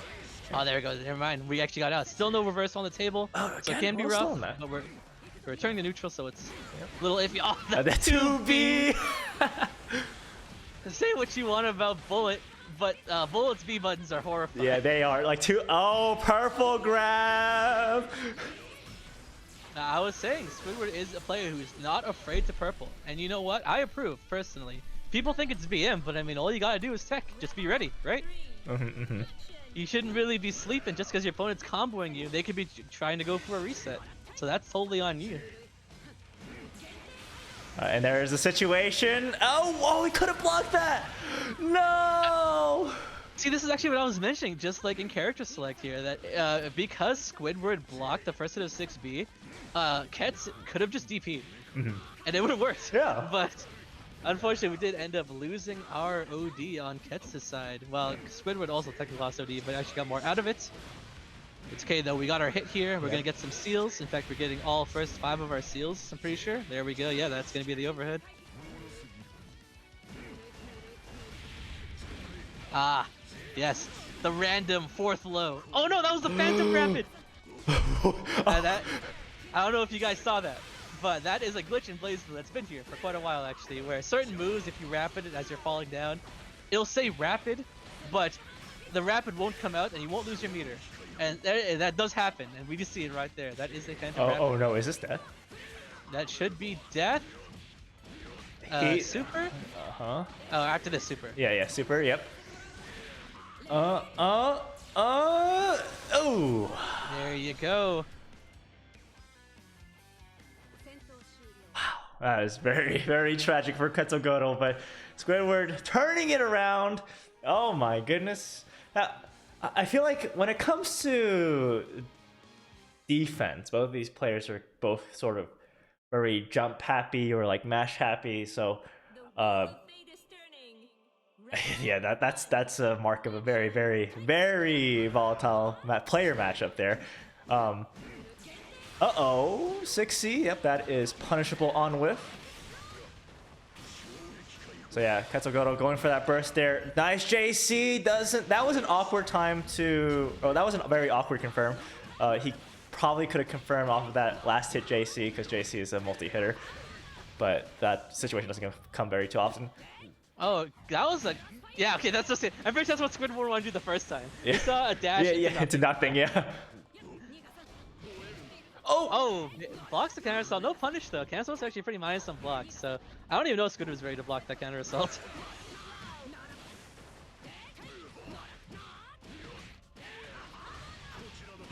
Catching the forward roll, you really don't want to be doing that. That's gonna be it for game or round 1. There we go. Squidward now on set points. Rolling in general is so dangerous in this game. You only roll if you're absolutely sure, like, okay, this is a good situation for me to roll because they're either far away or they're gonna go for some wacky mix up here, right? Then okay, fine, you can roll, but there are no times where you say this is absolutely the time to roll. Yeah. It's always gonna be not only dependent on the player, but also the player you're playing against and the character. You just kind of have to know. Yeah. The thing that I could say a lot of times, if you're in the corner and your opponent goes for some kind of air option, or air meaty, you can roll forward. But that doesn't work on like a character like say Hibiki, right? Yeah. So you just have to know. Oh, 60 getting that catch there. So This is actually a scenario where Ketz didn't actually have to spend the meter for counter assault and actually could have saved meter and also damage. But yeah, I said it would have been fine if we got the knockdown, but actually we didn't even get the knockdown. Yeah. So now we're back to neutral. Great use of Grand Viper there. Oh, again! Or not Grand Viper, Hedgehog. Using that pillar to anti-air Squidward. If he did it again, it would have worked, actually. Yeah. But now Squidward is still in a barely bit of life, but Ketz not having DP does put him at a very strange scenario, but we do get the counter assault into winning neutral there to tie it up into the 1-1 round 3. Game 3. Yes, JC is the button of all time, but that's not even Susano's scariest air button. That's true. Most people think, oh, he's so gorilla with his big leg, but the true button to be afraid of is actually the JA. It's his little T-Rex arms. That's true. All right. Nice defense from Quetzalcoatl. I like it, the adaptation. All right, playing a bit more safe here, zoning out the bullet. Great DP though, trying to go for a fifth cross-up mix. Same side though, a nice block. That's the overhead, no full confirm, but we do get the counter assault off Squidward. Big no punish, DP, no punish. All right, great blocks. JC again, it's been put in work. Get a free unlock there as well. Yeah, we have the wall of death, with the hedgehog wall. Yeah, this should be death. Hedgehog. Nice. There you go. It is hard to drop there, but not impossible. So. Oh please, I'll find a way, Scram. I mean, we saw it earlier. Yeah. With the. We saw Ketz on stream screwing up the super jump after the ladder after 236V. Yeah. But with that, Ketz secures their spot in top 8. on winner's side. So that's the side you want to be on. Absolutely. So, yes, winner's side top 8 has been filled out. We have Quetzal Godel versus Troner Bonner, and then Xyrath versus Stardust Lucy. Oh, that is a matchup. That is, we've seen this matchup before, time and time again. It has always been down to the wire. I am looking forward to that one. Yeah, we'll get to it when we get to it. But there is some lore to that matchup for sure. But yeah, so those of you, for all you Quetzal Godel fans, Troner Bonner fans, Xyrath fans, and Lucy fans, congratulations. Those players are in top 8 winners side. And we are still securing our spots for top 8 losers, but we do actually have Astolfo, who we've not seen on stream, a Carl player, also a mod in our Discord, FFF. Pretty cool guy. He is on loser side, top 8, and we do have Savage as well, who we saw earlier stream the Jubei, also making it to top 8 on loser side. Now, it looks like we're going to be giving you guys the treat a little early, alright? We're going to have Stardust versus Xyrath right now. Oh, so we're starting our top 8.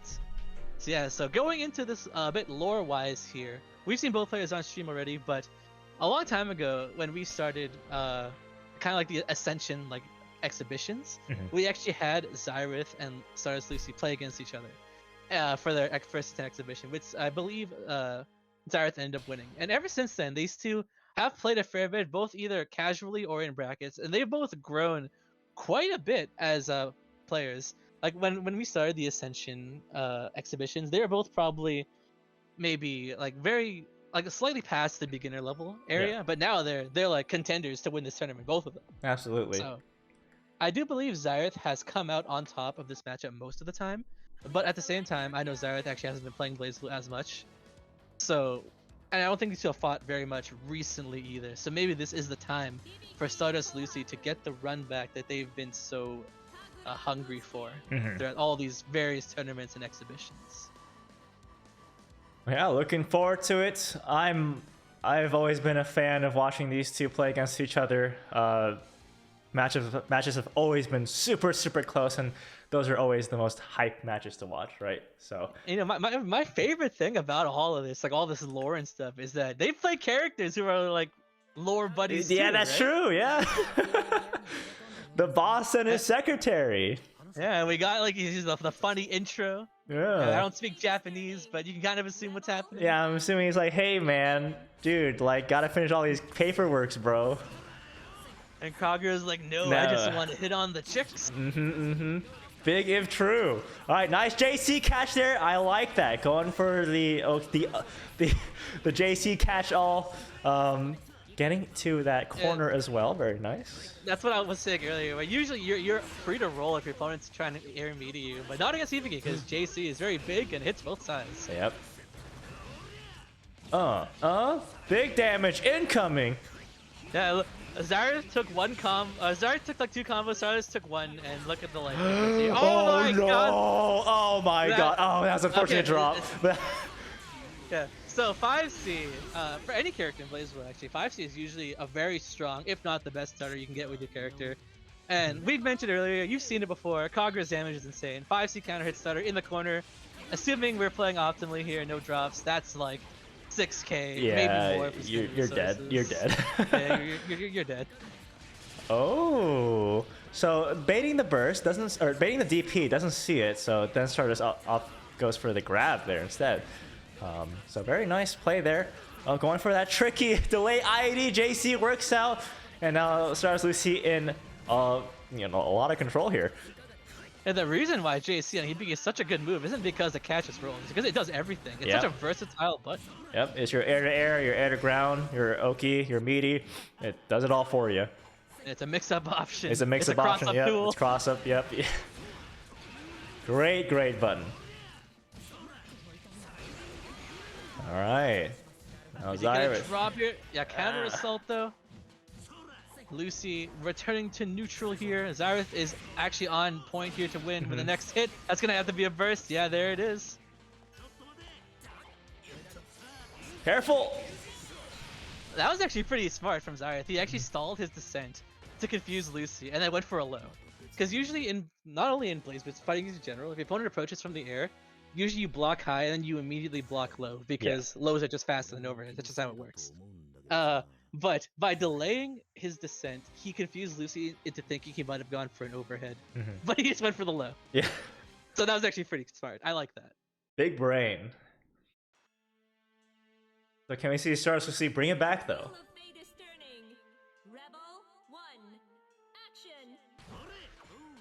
Alright. I'm surprised that cross of JB didn't hit. Very nice. Go for, let's see, hard knockdown, 2A, great block. So after you see Kagura 6B, that is jump cancelable, so they tend to do, I keep forgetting the name of that move. Katamos. Yeah, Katamos. And that is an instant overhead, Yeah. but Kagura can actually go low after 6B. In fact, if Kagura does 6B into a delayed 3C or a delayed 2B even, that can be very tricky once you train your opponent to Katamos. Yes, absolutely. Just react, bro. Yeah, just react. Just react. That was the reaction DP. What? What? Great use of that cross up there. That is invul. Wow.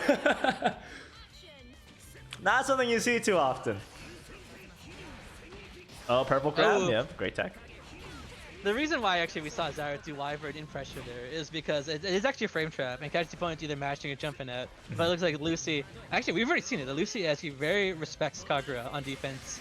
Nice. So yeah, one thing yeah, Kagura needs to be afraid of, right? Whenever he throws out a C button, and if he's up close to their face, ODR is a very, very scary option that their opponent has, since he's so vulnerable on whiff on any of his C buttons.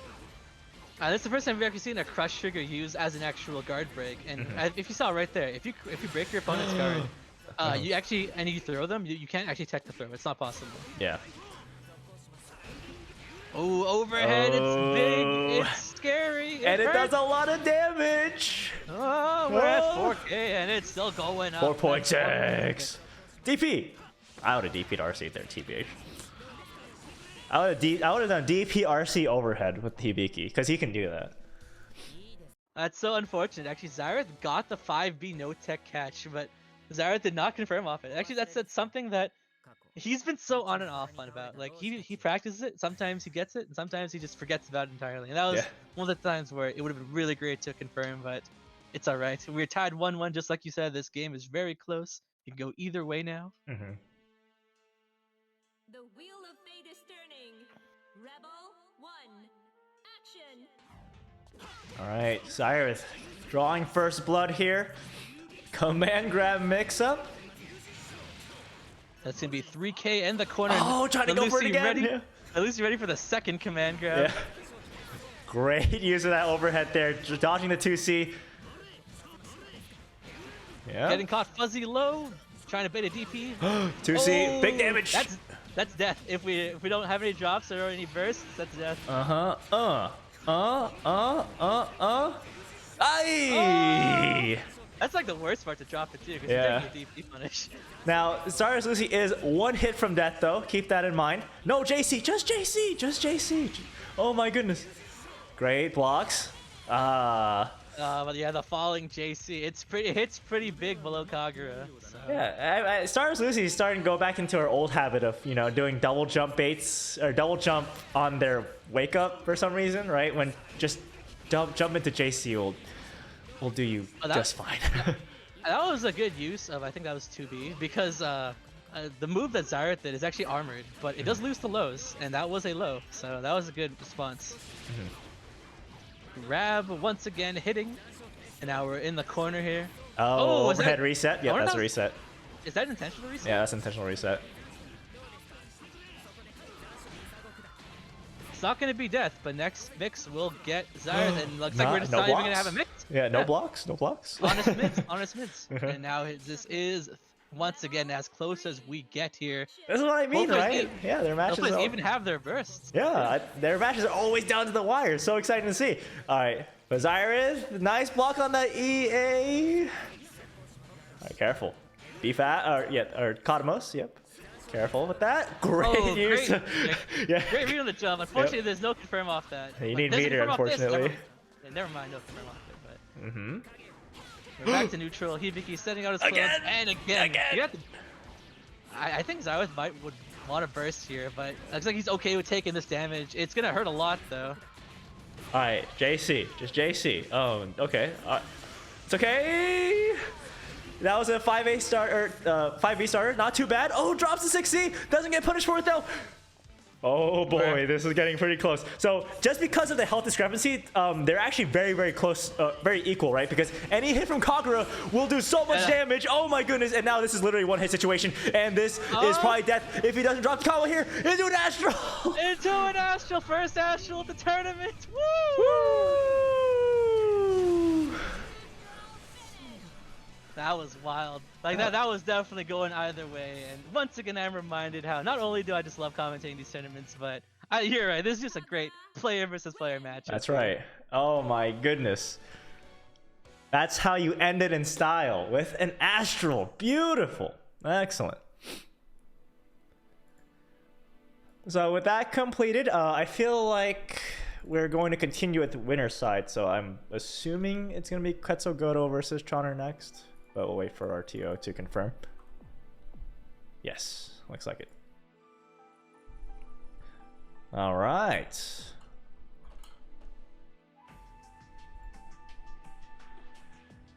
So it is going to be Quetzal Goto versus Troner then. That is Susanoo versus Kokanoe.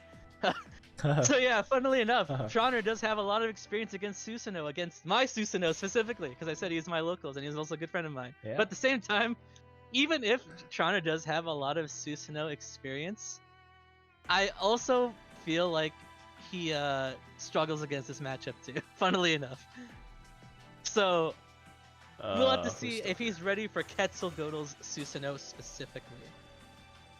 Because just because you know how one person plays doesn't mean everyone's going to play the same way. That's correct.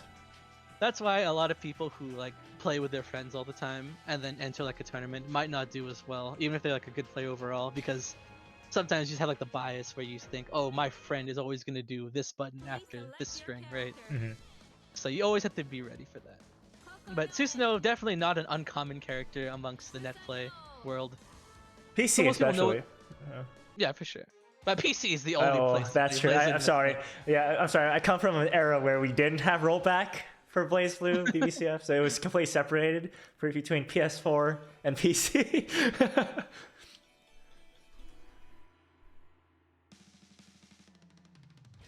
And then Switch came along, but I don't know what happened there. I do know that at the time, Switch was actually pretty good for a bit. Like, it didn't need net play stages, I heard. But it was still rollback, but... Even though people think that the PC version is bad in terms of optimization, which is probably true, it's a pretty shoddy version, let's be real here. Yeah. It is the ideal way to play this game, if you're playing online at least. Yes. So but here we are going into the game. Ket's now already finding himself in the corner against Kokanoe with no seals. This is the no-no zone, but that was an excellent use of OD.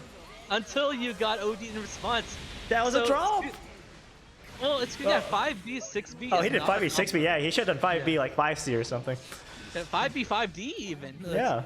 5B, 6B, while it is a funny pressure string, it is not a combo. It's my favorite.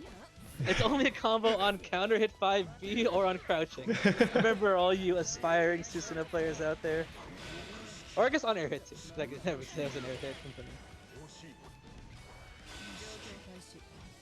Well, there we go then. Now, Ketz does have his DP, which is very useful against a character who wants to set play you that. Unfortunately though, because Kokanoe does Oki you with a lot of projectiles, and Susanoo's DP is a projectile, his DP isn't as reliable as you'd want it to be. That's very true. It's once again 5v6v, not a combo, but it's okay. We got the low. Next hit will kill Troner. If it gets the ballsy roll out here. Oh wow, using OD to restart their pressure. I think I don't know what. Yeah, I don't know what the OD was for, but it did give. I guess it caused Tanner to flinch or Troner, sorry, which gave him the opportunity to get hit by the 5B air. All right, 6B. Oh, they had it. They blocked it, but I think they let go a little bit too early. Well, because Ketz actually got hit by a standing 6B. Yeah. Meaning he didn't get hit low. He just stopped blocking. Yeah. All right, fireball setup. What's the play here? Going for a cross up? No, we're going for the overhead. What a 5B challenge. Oh my goodness. That was a 5B. Not many people I know would be crazy enough to do that, but it did pay off. Uh-huh. Quetzal Godel does invest with burst, catches Chauner again with that Grand Viper. Counter assaulting out. We got managed to run undercuts just enough time to get out of the corner here. Yeah, rapid throw. You know he's gonna wrap it into something. You don't really want to have Grand Viper unblocked there. Oh, that's gonna be it. Yeah, actually. that's it. Yeah, if he doesn't drop this. They're getting hit mid here with Ket's taking game 1.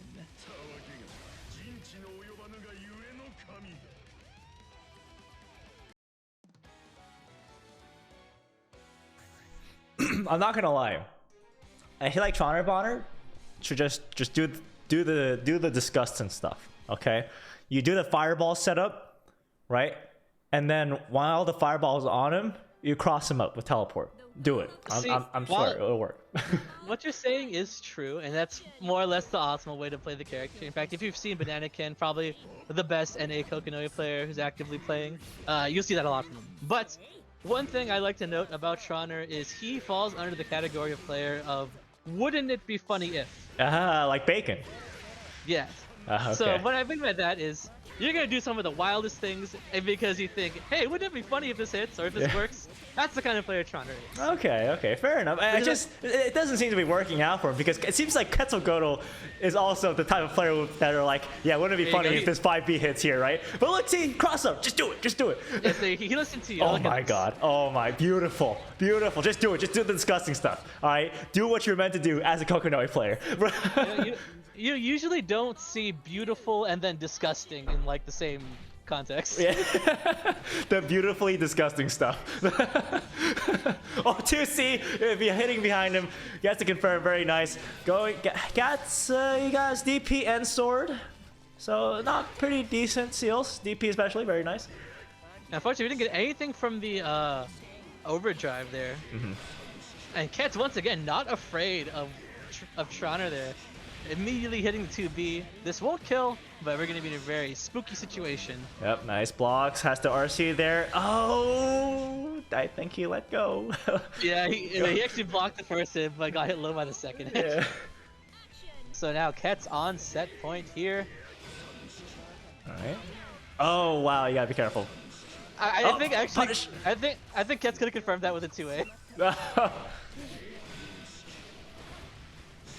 That would've been sick. Alright, big damage incoming. Getting DP on lock. We have all the seals that we'd want. Good block in the overhead though. That's going to be Chauner's turn now. Alright, what's the play There's here? a side swap. Yep. Fireball setup. We're going for a delay IAD. We got the overhead. And we're super ball setup, right? Oh, and a regular fireball setup. No, he's like, I don't need it. I don't need it. A regular fireball's enough. Oh, here's the Quetzal Godel special, the pillar of death. Oh, he's gonna fall into it. Yeah, you gotta be careful. Speaking of the pillar of death. All right, using that 50 meter, get off my back. Oh, JB, the button of all time, into a confirm. Gonna be sent to the corner. I foresee a DP coming soon from Ketz. We'll see. No. Oh, maybe not. That would have been the time to DP, but it was not ready for the 6B. Truly the unblockable overhead of all time. Chauner tying it up. See what I'm saying, right? Just be gross. I mean, it's all Whatever fun and it games takes. when I'm commentating, but all you players, if you ever play me, don't do gross stuff. I'll be sad. It's me too, actually. Please don't do disgusting stuff against me. Thanks. Yeah, Thank you. Thank you very much. I appreciate it. All right, JB for the first time in his life not working. But he did do it a little too early there, to be fair. All right, 6B, 6C. A classic among classic block strings there. Both players actually already down their burst. Very momentum bursts from both players. Yep. Oh! Come Ooh, here, grab. yeah, the press. I let go again. I saw the exclamation mark that time. I honestly can't believe how much mileage Ket's has been getting from Grand Viper. Like, so many people are just getting hit by it. I find it unbelievable. Why does this ever work for me? Because you're too honest, Grim. You gotta be like Kesselgoda. You gotta be like, wouldn't it be funny if I just did Grand Viper here and it works? A Lamau. Oh my god! No, that was a 60 fade. Unfortunately, no full combo, but we do get DP from it at least. The second hit 6B. Oh god. This, Oh no. this hurts. This time it's gonna hurt. Grab. Into throw. 5B burst bait? Oh, never mind. No burst from. I was just wrong on both accounts, but Tron now on their last legs. That's plus. Use the fireball, Luke. Without meter? You want the regular fireball? Yeah, use the regular fireball, Luke. Oh, finally! Oh, it doesn't. Yeah. Yeah, I mean, like, not only has it been, like, getting hit by the lows, but, like, they lose to the rapid grab every time. Like, Ketz has done nothing other than rapid grab. No one's ready for it. Yeah. It's scary if you don't. If like, I think that's something that you don't see Susanos do too often. So, I feel like it'll catch a lot of players off guard. But hey. Yeah, Congrats. Ketz now in winners finals. Yeah, gonna be going against Xyrith. Very exciting stuff in winners finals. I believe we're gonna be moving down to losers though. We're gonna have. I would also like to specifically comment though that Squidward and Garenex have filled out the last 2 slots on loser side. Yes, that's for true. top 8. Yeah, so for losers top 8, we're gonna have Astolfo versus Squidward, and then Sava J versus Garenex. And then we're in first things first is Squidward versus Astolfo.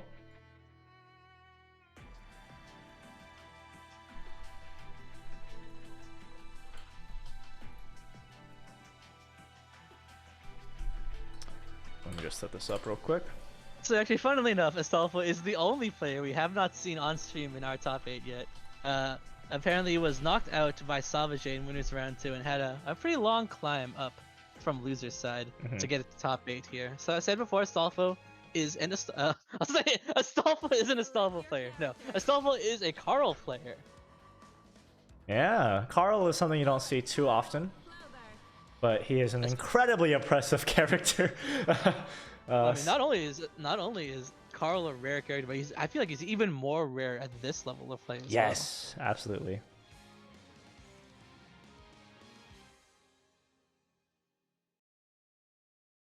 I think it would have been cool though if The wheel of fate is turning. Squidward picked Relius, because he does have a Relius. We haven't seen it yet. Oh wow, In that's fact, we do have Astolfo picking the Relius color on yeah. Carl. That's quite the character pool. Okay.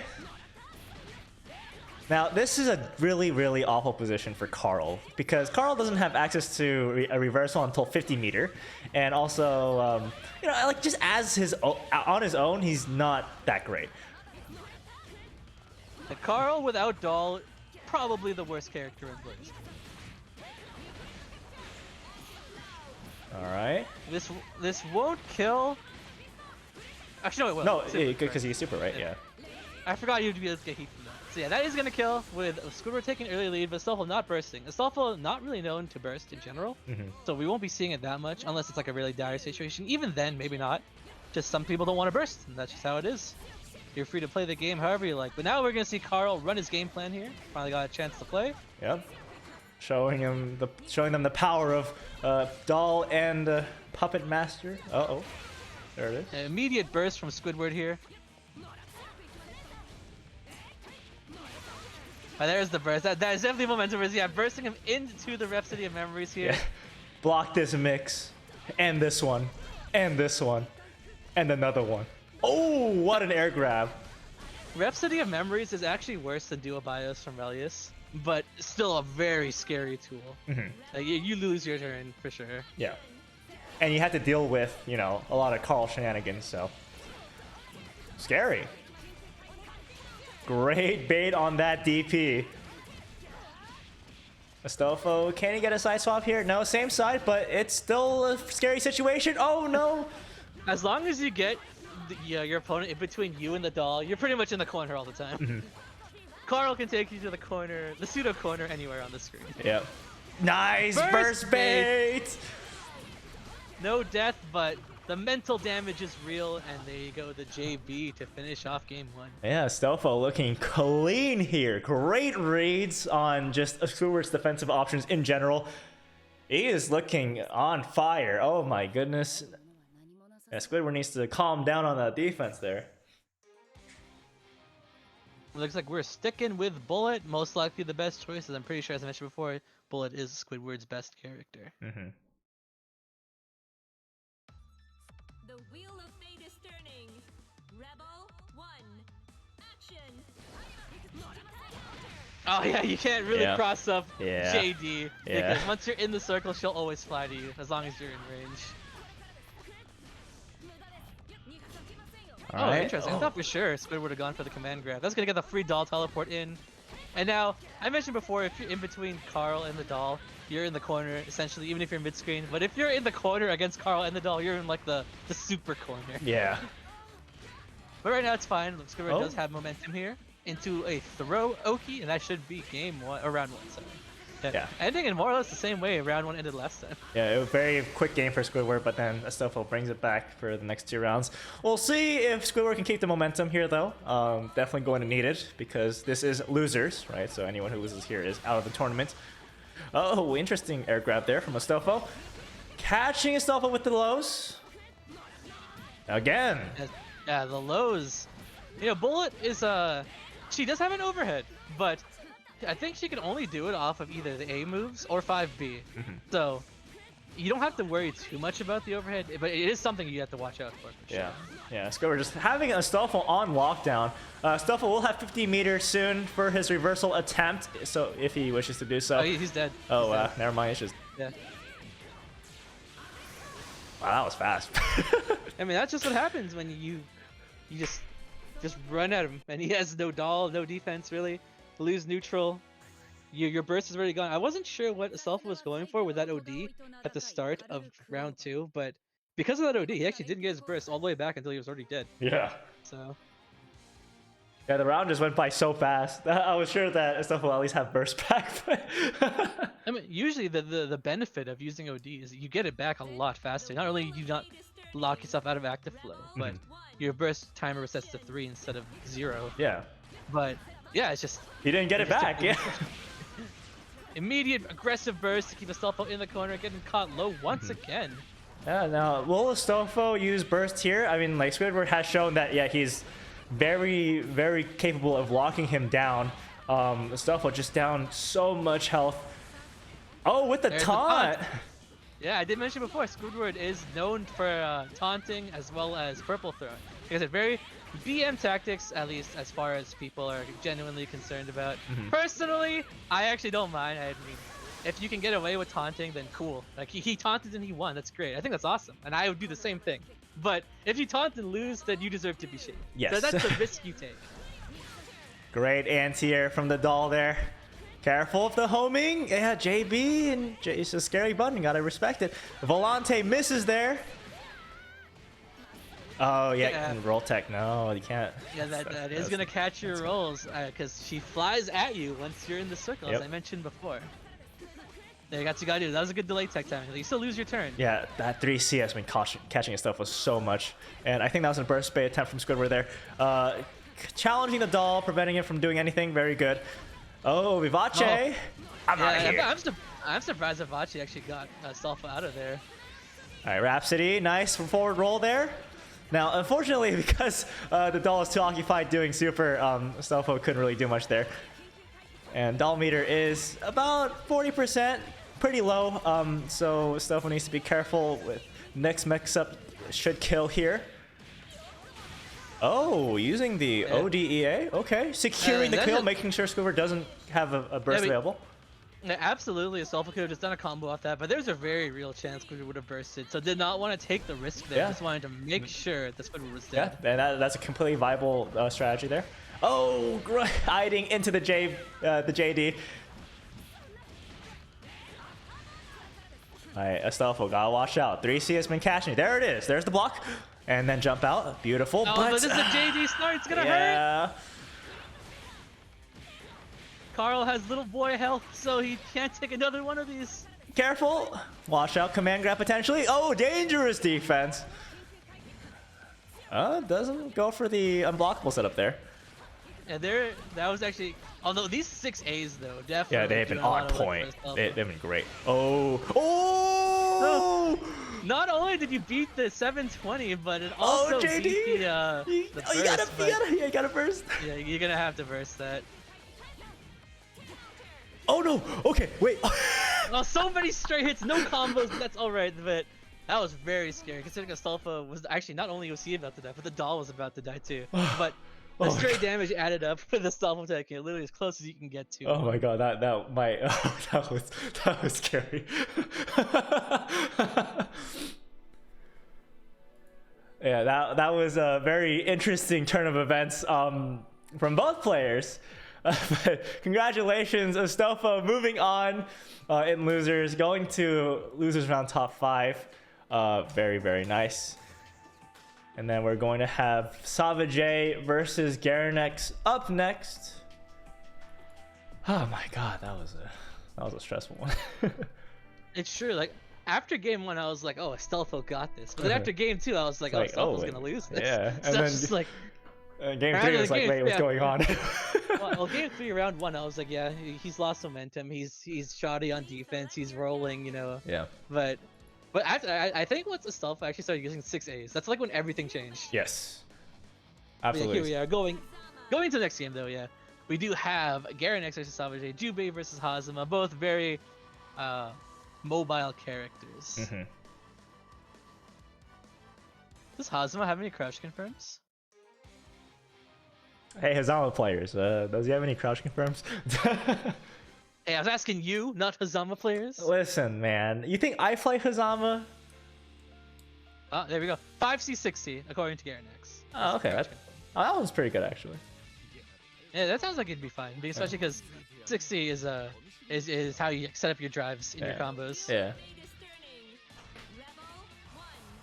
Action. All right, so we have the mobility of Jubei versus the chain mobility of Hazama. So this will be a very skirmishy matchup.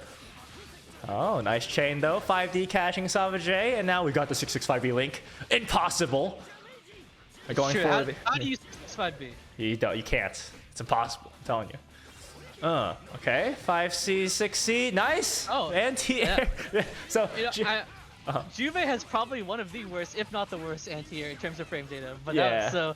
that was a very good timing. Whenever you see Jubei's 2C work, you think like, oh, that was clean. Yeah. I was gonna comment on. Comment on that too. Uh-oh. Oh, I don't think that was intentional, but Oh, another 2C working. And flying right into the path of the Shiranui. So that's going to be round 1, sorry, for Savage. Action. Oh, the JA catching a button attempt there.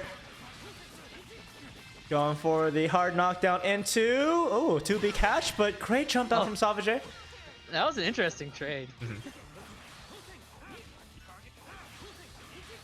Once again, Garanex out of chains.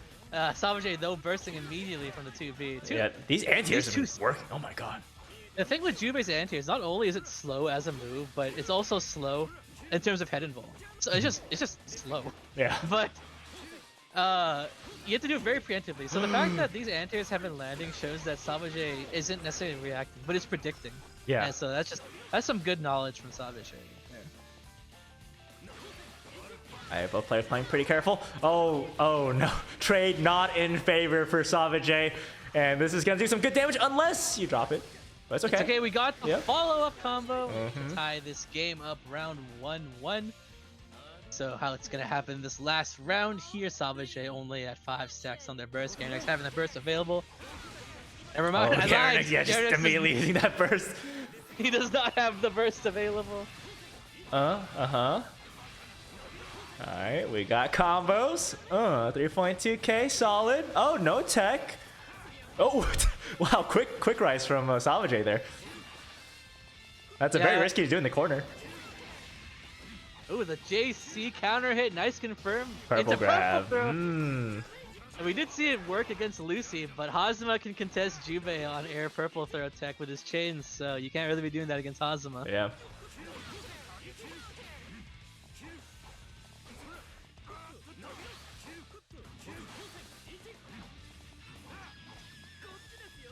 Okay, it's a lot of watching- a lot of skirmishes. Well, just watching Hazama move without change is just so sad. Right. And once again, Gyarados out of chains. Yeah. So try to look for something there. Oh, what an air grab!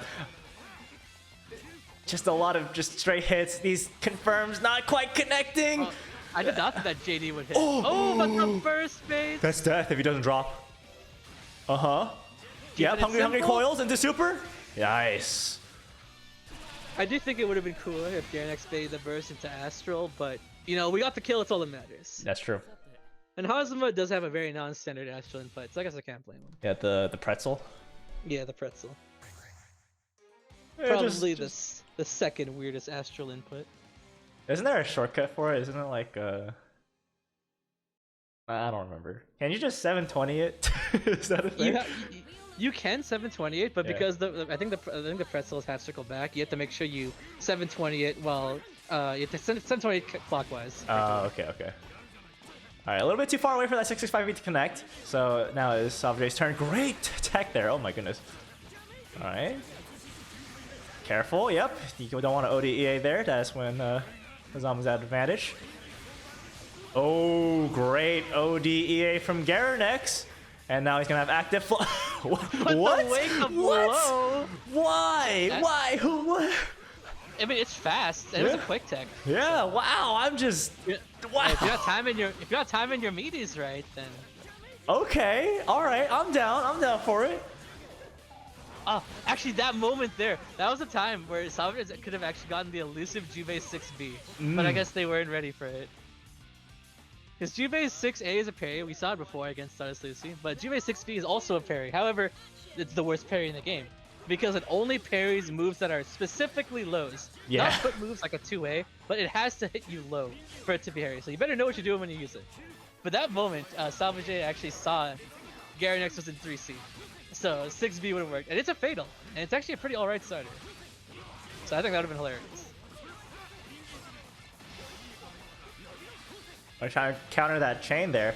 Salvage air grab again on point.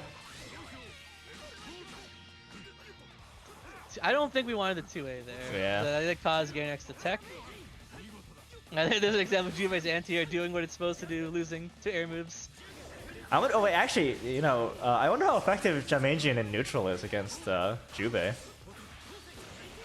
Well, usually Hazama's only use Jamagian in neutral to either get obeyed in anti-air, or they need to land without spending a chain stock. Right. But because Salvage has been, well, I mean, against Salvage in particular, Salvage has been going for a lot of anti-airs, right? So, oh, this should be. That is hard to do. Yeah. You have to know Yeah, to see yourself on the floor. But Gyarados did get the air throw in retaliation for all the times Gyarados has been air throwed. At the So perfect that- moment, too. Yeah, it does take it 2-0 over Salvage.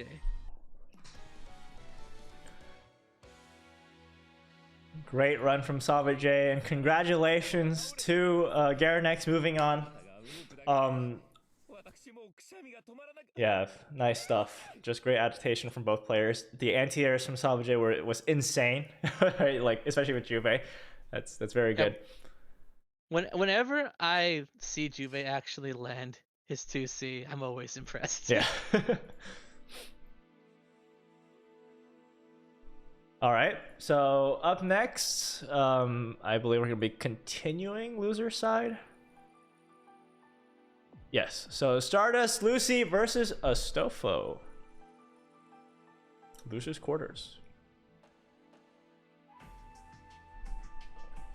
Ooh, so we did just see Astolfo recently, and now Astolfo will be up against Hibiki. I almost said Hibiki on Stardust Lucy. It's the other way around. Man, I cannot talk today. It's okay. Me too. I mean, you haven't eaten all day, and I'm kind of hungry. But we're just these matches, they're feeding me. Okay, they're feeding me well. These are some Actually, good Blaze Blue matches. It does help me distract from the fact that I haven't eaten all day and I'm dying of hunger, but it's good. Like, I've been more or less satisfied, or even beyond satisfied, with pretty much every match that's been going on today. Yeah.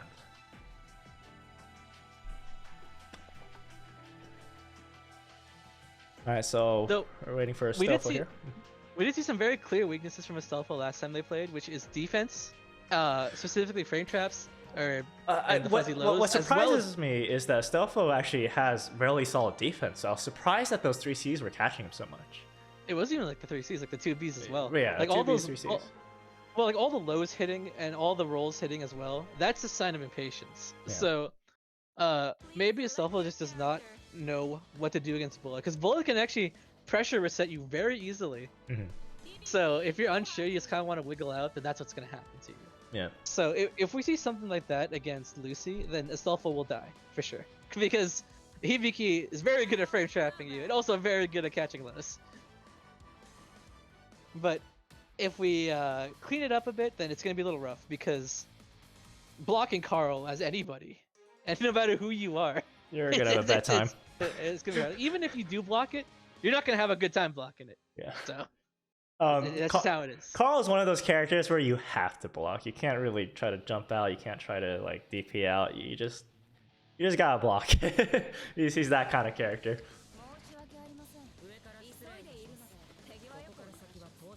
All right, game 1 in our losers quarter match between Stars Lucy and Stofo. Oh, with a strong. Here's one thing about Carl, right? He has really big buttons, like really big buttons. So, surprisingly, very big buttons, indeed. Because if you notice, actually, even though Carl is a small child, oh, that was a weird grab. Yeah. Carl's a small child, but he doesn't ever actually use his stubby arms or like Siggy. He always uses like these dolls or puppets or whatever. Yeah. And that actually gives him range that's like equivalent to just like a Shadow character, more or less. In fact, I think more often than not, he would probably outrange. He outranges him, absolutely. Yeah. Yeah. Like, look at that 5C. Ooh, nice DP with the cross up overhead, gets everyone at least once. And if you're me, it gets me every time. Lucy opting to not spend everything, but I can understand. You're in a pretty good position right now. There you go, get hit with the dive kick there. Yeah. I mean, the thing about that position, right? Carl doesn't really have a meterless reversal in hand, so yeah, on his own, not great, especially on defense. So yeah, Stars Lucy just had all the advantage in the world there. If you think about worst case scenario though, like you tech, Astolfo blocks what you're doing, and then you get out, then you lose neutral, and then you're blocking Carl in the corner. Like that would suck. Mm-hmm. Oh, Nirvana's dead. Doll's down, yeah. Once the doll's down, she just cannot be moved at all until it comes back. Technically, Astolfo could actually activate OD to recover her faster, but Astolfo felt confident that he probably wouldn't die in the time it took to recover her. Yeah. Alright, the drill coming in. Now you're in a really scary spot. Crush trigger? Nice. Well, look at that barrier drain. We barriered the crush trigger, but you lost like half of it. Yeah. Oh, command grab RC into OD. This should be death. Yeah, that was unversatile, but you commentated curse. I'm sorry. I'm so sorry. I'm so sorry. That was a punish. No! What we witnessed was fraudulence, right? What we call the fraudulence, but also he teched it really late, so he would have got grabbed anyways. But oh no! Oh jeez! Oh jeez!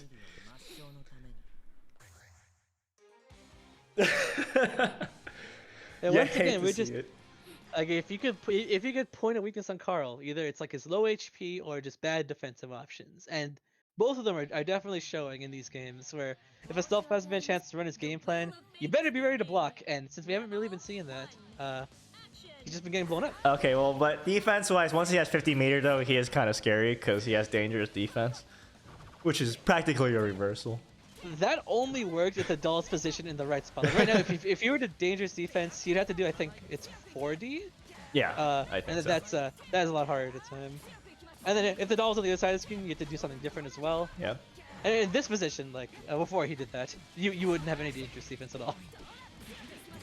All right, here it is. Oh, doll a little bit too far away for that low there. Doll meter quite low, so Stofo needs to play on the defensive. Great mash on that. The shallow there, but Stardust Lucy going for that DPRC low, and now has Astolfo in the corner. What is the play here? Rising JC? I think that was a misinput.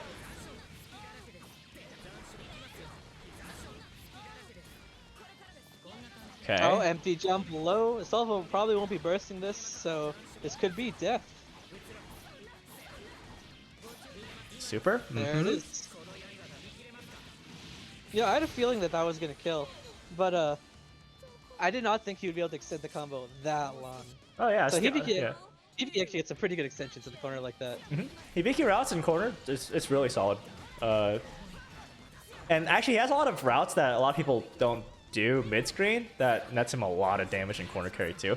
Oh, grabbing Astolfo with that air grab, anti-air command grab. I mean, Zarzuzi has been really on point with calling people out with the Azuna drop in neutral. Azuna drop is scary. Alright, Rhapsody of Memories.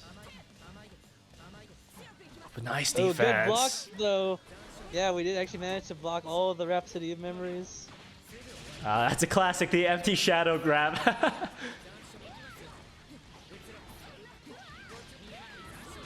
Oh, there, standing. Yep, standing reset.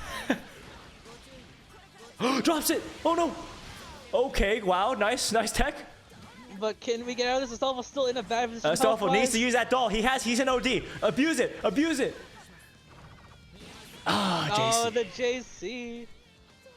Yeah, I like how Lucy knows that Astolfo is going to be bursting, so saving OD just to lock him out of the burst at the end. However, both times I believe Lucy dropped the combo.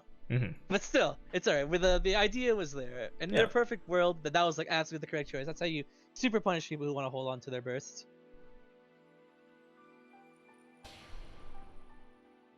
So then up next, we're going to have Troner Bonner versus Garenex. Yeah, so that is Kokinoe versus Hazama. Uh-oh. You know, this is actually a matchup I see from like regular tournaments where you have like either Lord Makat or Bananakin against like Fazama or Yuka or something. Yeah. Yeah. You see these characters a lot at if you follow any kind of normal Blizzard tournaments.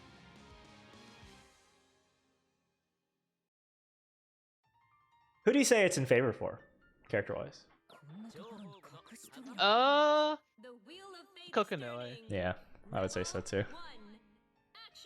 There are definitely things like Hazama can do, so I had to think about it for a sec, but just generally speaking, I'd say this is Kokinoe favored. Oh, if he JB'd there, that probably would have hit, but it's alright. Troner Bonner still, he was at advantage there. Alright, careful with that pillar.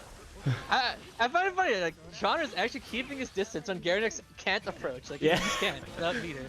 Or chain stocks, so. Oh, that was a good air throw, though. Very nice awareness on the height of your opponent. Did drop the combo, though. That was a punish attempt, or that was a punish opportunity. Okay, broken bunker catch. I mean, usually you don't expect to do broken bunker in pressure because you lose your turn, but Troner had the 50 meter to rapid. Good use of chain movement. That allowed him to completely avoid the pillar there that Troner had set up. My chain control isn't updating. Oh, there we go. I have to spam it. Oh my goodness. Alright. Sorry about that. Now we have the burst from Troner here. Now in a very spooky situation, no HP, no burst. The Garenex not able to confirm that 5C though. Yep. Oh, Jamijin! Alright, broken bunker RC. So Troner Bonner has another 50 meter to work with, trying to go for the air grab read there. But... yeah, expecting the fuzzy jump, but Garenex was just kind of sitting there. Didn't have to really worry because Troner was in a pretty bad position. Once again, out of chains already. Speed running, how to run out of change in 2 seconds. But now we're going to the corner here.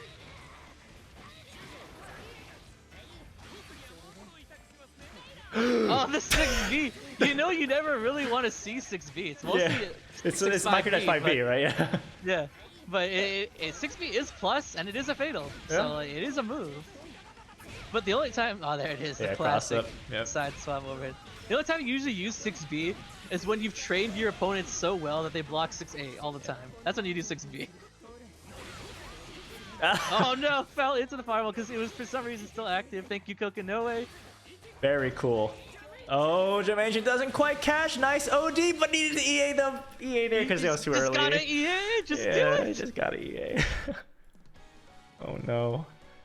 Oh We no. saw it from S2 Curry, who punished Garenex like every time with EAs. Please select your But character.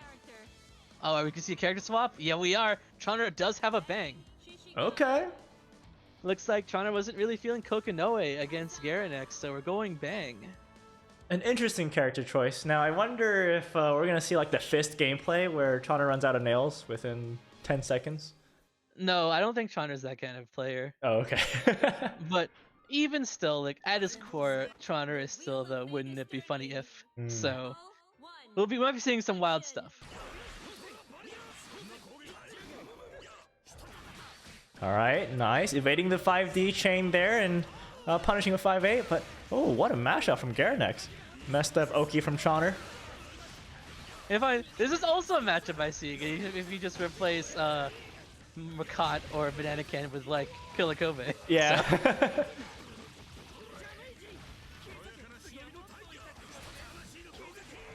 All right, nice evasion from Garenex. Garenex just, all over the place, right? Giving Chauner Bonner a hard time. There's the counter, so throw out the nails, trying to win neutral, but Hazama can't avoid them. He's a very slippery snake, that's for sure. This won't kill, but we're we're probably going to the corner, but we did have a strange drop there. Okay. The sweep. All right. Oh no, drops the combo. We don't like Trauner is at 0 seals right now, which is really, really unfortunate since he won't have access to. Oh, go ahead. Well, Bang doesn't really need his seals. Like they do nothing but help him, but Yeah. he doesn't need them. Well, just having no seals kind of means that he hasn't really been able to get like a nice confirm, right? Because usually all of Bang's routings lead into some seal gain. Okay, wow, blocking the overheads, very nice. Yeah, 5C is a little tricky to block. The double nail hit because of the angle. Oh, command grab, so much damage. Oh, misses the JD, I think. Yeah, that was the JD whip, unfortunately. And now Trauner in the corner here. No real defensive options. Getting hit overhead into command grab reset. Yeah, like, hey, bro, you got a command grab? Let me show you mine. It still was less than Bang's, though. Yeah. Nice OD. This should kill. All right, all seals unlocked too. Ah. Yes. Suddenly, all seals into death. Yeah. We went from 0 seals to 4. But Garenex is still on set point though, so keep that in mind. Yeah, Chana Bonner does not have access to burst for a while, so gotta play a little bit safe. Nice, that's plus. That's plus. Yeah. That's plus. Even if you block the explosion, it's still Bang's Yeah, turn. thank you, Mori. Very cool. He needs it. He needs it. Oh. There's the overhead once again. Oh, a bit too far.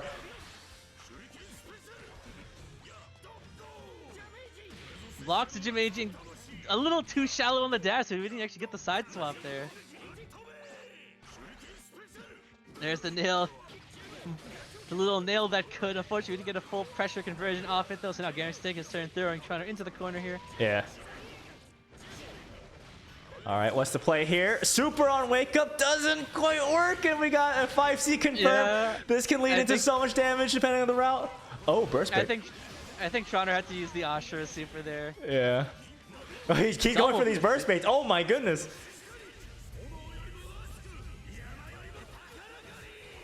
All right, dashing around. Oh, okay. Okay. Advanced resets. that was an interesting one. I haven't seen that one before, but all right.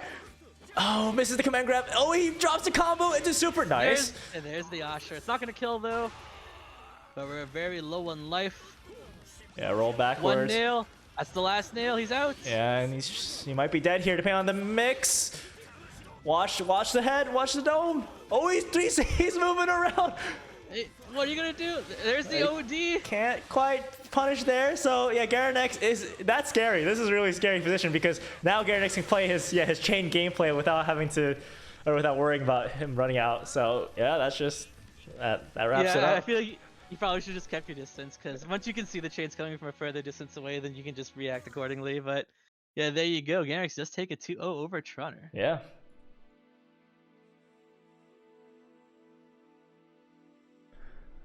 So very nice from both players. But up next, we're going to have our winners finals match: Quetzalcoatl versus Zyrith. Yes, this is since this is winners finals. This is first to 3. So remember to keep that in mind. You're allowed to lose that second game. Yes. But just don't lose the third game. Absolutely.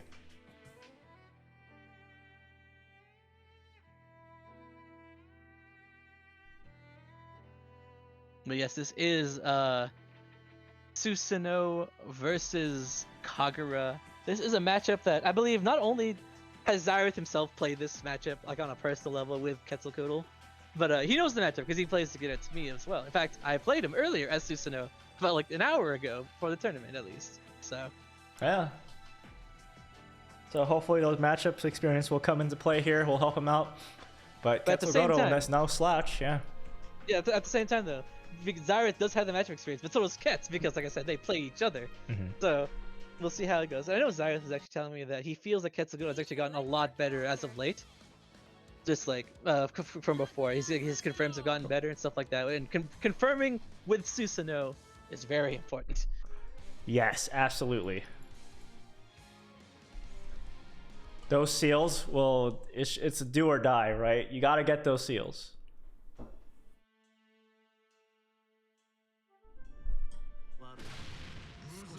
All right, winners finals. Game 1, Zyrith versus Quetzalcoatl. Rebel 1. What's the round start here? 5B? No, just IED-JC from Zyrith. Oh, drops the combo. Very unfortunate. Now you're still in range of Susanoo's 5B, even when you backdash that. Yep. Now he's gonna get all his skills. He's gonna go for DP? He is going for DP. Yeah, DP is probably the best play here. Whoa, what side are we on? What was that? Okay, catching the jump. Yeah, gotta be very careful when you're trying to jump out. What's it? Kagura has a lot of jump catch options from pretty far away. All right, what's the play here? C6Bs, jump cancel. That's gonna trade, yeah. but it's not gonna be enough to kill because it does cancel the rest of the hits. Again. I don't know what's wrong with people today. It's actually bothering me, like for real. Like I know this is a beginner intermediate tournament. I'm not gonna complain about the decisions people make, but that's beginning to tilt me. It messes up the grab attempt there. 6A tagging the startup of Wyvern there. Normally Wyvern would have beaten it, but nice blocks, nice baits. Do I see a DP coming? Yes, there it is. Yeah, you're right. That is a DP, but a very strange time to DP because Zyrith physically could not have continued his pressure there. So Action. Air grab. Oh, drops it. Oh, okay. That's a nice adjustment there on the route. That was awkward. good. We're blocking low. All right, that's 50 meter off the table. No, that's bad. That is bad. Zyrith a little bit too antsy on defense. That one of his core issues. It's true. I did actually mention to him earlier. He does tend to DP 5 times more often against Susanoo. Yeah. So, and we're seeing it now. He's already DP'd like 5 times. So. Nice punish with that JB. Oh, the reach on that 5B. Oh my goodness, yeah. It's on a range. That actually could have been a punish from Zyrith there. Punish, yes. Oh, that's an air hit. That's going to be a confirm here. Oh, he did drop it. White Barn, catching the jump. Command grab. That's been getting a lot of people in this tournament. Yeah, scary.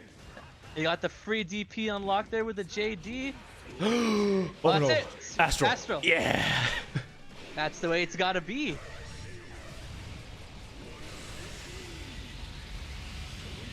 Ooh, no. What a statement in the first game. That's Astral true. coming from Quetzalcoatl. He's been baiting all these DPs too. Oh my goodness. He might have the Zyrith PDF downloaded. We do have a little more time to work with though for both players. So The Astral on Ketz's side essentially makes it so that for Ketz, this is now just a regular set. He just has to win 2 games. The wheel Yeah. of fate is turning. Rebel 1. Action. Oh, Nice that was a 2C, good. yeah. That was a good read on the air dash there. Oh, drops he the has DP. combo. That was a punish. That was a punish, and then we even dropped the other combo, but sorry, we got the Wyvern side, forcing the burst off of Ketz. Oh, I think trying to go for a 2C. I think Kazuko is hesitating there. Yeah, I mean, 2C, don't let those non-Tsushima players fool you. 2C is a bad button. And so, he's actually either trying to or just straight up losing by going my 2C. I think he's just doing it too late. Yeah, you do it very preemptively.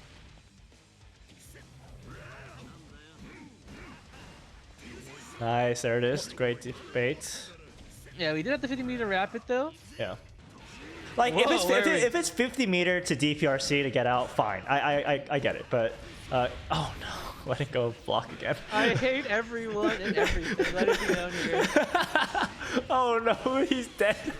Like for real, man. Like I play this character, so it tilts me even more. I'm like, this is working. Like, Whatever. I just gotta stop commenting on it. We're going into round 2 here. JB actually beating out Wyvern. yeah, actually, JB JA, and then he managed to connect the button too because it was a counter hit. So very nice. All right, no punish there. Did a neutral tech, so the wake up is a bit later. Oh, ID's into the fireball. Yeah, flying into the orb. No full conversion off it though. Yep. There's the Wyvern catching the jump. All right, trying to DP bait. Okay. Now the thing is, Susano can absolutely play at a very comfortable range against Kagura, right? 5B Yeah. is a very good pressure tool. Like 5B just staggers very good against Kagura in general because there's not much he can do to sort of contest at that range, like max range 5B. Oh wow, 6A tagging. 6A. Yep. Ketz on Astral Point. He could have Astral there Yeah. actually. I don't think he expected it to connect. All right, why barn? Why barn? I do feel like Zyrath probably just spent the meter there for more damage. Ketz bursting. He wants this game right now. Right here, right now. What's the play? There That's is 2C. And that was way too obvious of a jump in. Yeah. So even with a slow 2C, you can just say, oh, he's literally hovering in the air. I'll just hit 2C. Now Ketz on now 2-0 right now. Yeah, just dominating right now.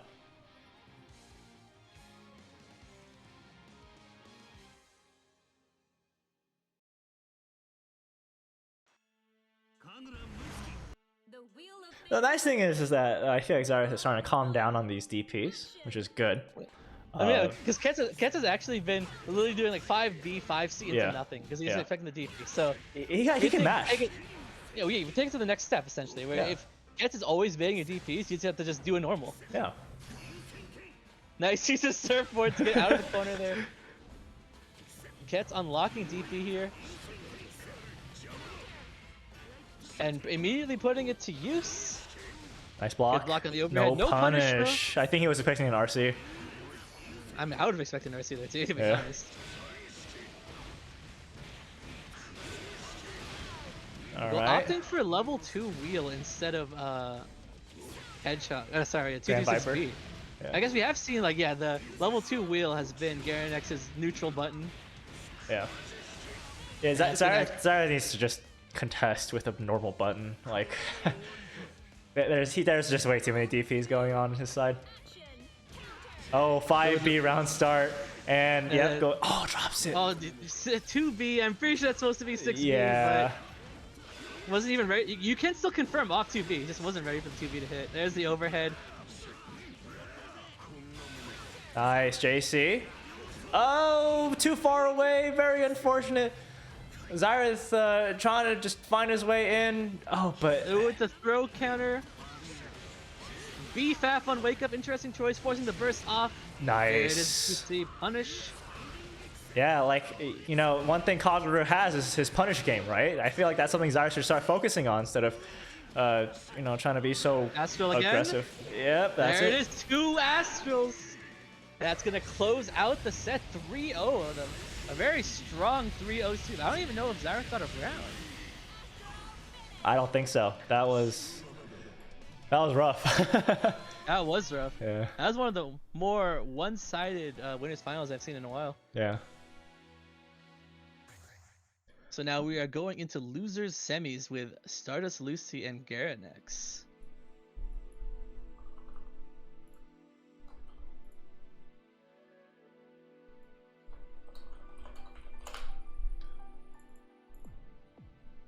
I feel like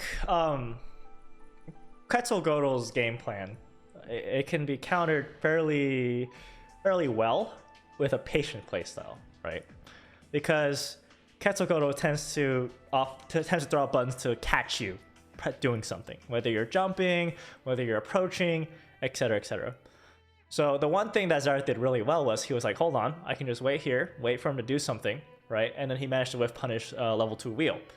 That's something that Zareth definitely should have been doing more, was just calming down in neutral and reacting instead of being more proactive, right? Because Zareth does tend to be more proactive as a player, but it's very important to understand when to take a step back and be like, okay, I gotta calm down a little bit, and I gotta assess the situation, be more patient, play a bit more slow, right? But I mean, he's not out yet, right? So you can make those adjustments, or think about those games that he lost, and maybe we'll see him in grand finals again. But we have loser semis. Stardust Lucy versus Garanex. I think Garanex said he needed a moment, so we'll wait for that. All right. So how do you feel this matchup is gonna go then? Okay, so I feel like at the end of the day, it's gonna depend on how much they know about the character matchup, right? Because player matchup wise, I think Lucy has advantage because she tends to be a bit more on the patient side, right? And she likes to, she doesn't overextend too often, so it makes it really easy for her to punish players. Whereas Garanex is the complete opposite, where he's like, okay, I'm gonna go in guns blazing, throw out all my chains, let's go, right? So if Lucy can take advantage of that, great. Then I feel like this will be a Lucy victory. However, like Hazama is a tricky character, so if you don't know the nuances of Hazama, that's gonna bite you. So it's mostly dependent on how well do they know how to play against the opponent's character. All right, there is the aggressive chain start. All right. So it looks like Garanex actually not using all his chains immediately. Great use of great confirmed chain there. It's always nice to have at least the one chain on the back. Yes, absolutely. And the way Hazama is designed, that if he lands a chain, like he gets all his chains back. So all right, you should just be a little more conservative. But it's alright. We're still in a good position here. Yeah, 5A. That is a great anti-air button. It's not an actual anti-air, but it hits high and it's 5 frames. It's practically an anti-air. Oh, drops the combo. Counter assault. Okay. Yeah, Lucy at least making sure this isn't a perfect, but also could potentially this round, but gets hit by the chain, so at least denied the perfect from Garanex. Yes. And it's the small victories. Rebel 2. Action. Once again, out of chains though, and they're gonna get hit by the overhead, forcing the fast burst off Garanex here. I mean, it's a fine option. He is up 1 round, so. And he did that at the very beginning, so he'll definitely have it back if he loses here. Bursts are... you actually lose a lot from bursts. Not only do you reset your thing to 0, but you also lock yourself out of active flow, and that's actually something very important. Yeah. So I've always found that bursts were meant to be used as a last resort kind of thing. Yeah. You can use them earlier, and of course it's always going to be case by case. Sometimes it's important to burst the first hit, depending on your opponent and who you're playing and who they're playing, etc., etc. But generally, there are a lot of downsides to bursting, and so you just have to know what you're doing if you're bursting that early. I definitely agree with you there. I like to keep burst personally, but I feel like Garanex, he's very momentum based, right? Which is why he he managed to win the game here. And that burst was probably the winning factor. Who knows? But once he gets going, right? Like he's very scary. So that's probably what the burst is for. I mean, if we're that's for sure. Like, I do agree with this. Like, some players want to burst immediately because they are very momentum-based players, or like you don't want to be thrown into a position where the other opponent is a playing a momentum-based character. You don't want to lose that as well. There are tons of factors. We could write a whole essay about this. Oh yeah, but yeah. if we're talking about like burst economy here, I feel like the factor there was actually Lucy bursting. Lucy bursted Yes. very early when you didn't Yes. have to, and you having the burst over your opponent is actually very huge. Yeah, just giving that threat of ODR is really, really good, right? I think that Lucy burst was not a good burst. Garenek's burst was fine. Lucy's not so much. I think generally what I see Lucy do is she tends to keep it for kill confirms, right? So I was surprised she decided to burst there to even begin with. But here we go, game 2. Oh, drops to knockdown. Oh, that's gonna be big. Yeah, 3C counter hit. Yeah. Hasuma's love the 3C counter hit. So much damage. Oh, And yep. so much corner carry too. Yeah. Nice match. Ooh, that was a good 2A though. We're not gonna get too much off it, but we are turning the momentum in Lucy's favor here. There's the counter assault out. No, was not ready for the delayed 2-1-4B and just using the Hotenji to close it off. Garenek's already on set point. Yeah. Rebel 2. Action. Yeah, I just actually realized something though. Both of these players, whoever wins, fights Xyrath. And I believe Xyrath was the one who put both of them into losers. So they're fighting for the run Oh back. yeah, that's true. That'll be exciting to see. Alright, nice counter assault into grab. Nice. Yeah, Optimal once damage. Once again, the untechable grabs, because that was a counter assault grab. What's the... Oh, I'm surprised if he didn't go for the JC Oki, because that would definitely have caught the roll there. That's right, we got the 2B low, forcing the burst off Garenek to keep his opponent in the corner here. Oh yeah, that's not the right chain spacing. And once again, the Lucy burst after Garenek's burst, so I don't think that's I a don't good agree call. with it. I definitely don't agree with it. Alright. Overhead. I mean, this might get her the window. Yeah, at least it worked out better than last game, that's for sure. So now we're at least tying it up around this 1-1. Garenek will still have the better position in terms of burst though. Yes. 3. Action. And there's a good chance that Lucy might not even get burst at the end. Oh, no punish. Well, if Garenek just starts running a train, then Lucy will. But if Lucy gets active flow, it's on the table at least. Yeah. Ooh. 2A into command grab. That's an interesting Stacking one. on that damage. Yeah. Drop combo, JC! The god! Drop, but we got another drop combo from Lucy this time, but Yeah. it's alright. It's now an overhead cross-up reset. Okay, run up. Just JC. Just JC on their wake up. And, he's gonna have to burst this. Yeah. He's dead otherwise. Yeah. Oh, okay. Interesting. The Ops? command grab Yeah, attempt. Okay. Ops for the cheesy purple win. Oh, the honest mids. There you go. Tying it up 1-1. That's my favorite. I love it when they get hit by mids. Cause that's all I would think have. so, because you're Jin. Yeah, that's all I have.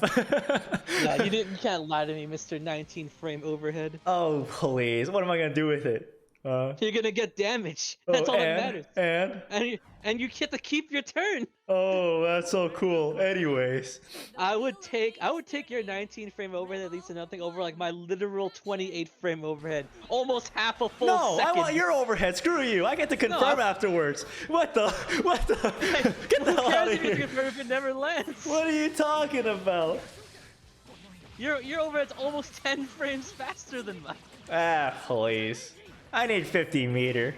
That's expensive. No, it's not. Yeah, it is. All right. But back to the match we got. Oh. While we were listening about CH Final be wrong here, Garenek is actually down a burst. Uh-huh. So I didn't even notice when that happened, but yeah, definitely a momentum burst. But again, it's like it's working out. They have the significant life lead. It's just, now it's Stardust Lucy can absolutely bring it back.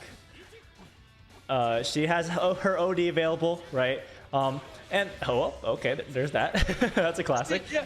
What Hazama does his stance, you can fuzzy block all the hits. It's still not your turn because they're plus, but by fuzzy blocking them all, you also avoid the command grab. So that's actually very important.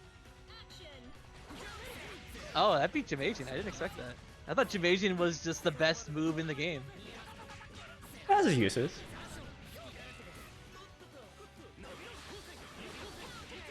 It's a great momentum stopper. Are we gonna wrap with this? Yeah, we wanted to get as much damage as possible here. Keep your opponent in the corner. This won't kill, but we got the Oki. But Ganex is actually ready to block the low to the ground JC. Ooh. Yeah, hopefully Garanex on hit will not burst because this is a pretty dangerous position to burst. They are looking really comfortable though with the 100-meter and OD. Plus active flow. If Garrix lands another confirm, then the burst would actually be worth. But there we go. That DP was so active. It's so active. It is so active.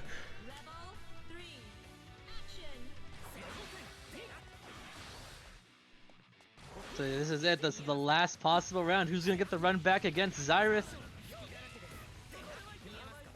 Oh, misses the confirm that JC catch. I think one thing Stardust Lucy doesn't do enough that she should definitely practice is like JC into, you know, some tech catch into confirm. Oh, no. Not in range for the command grab. That was a punish.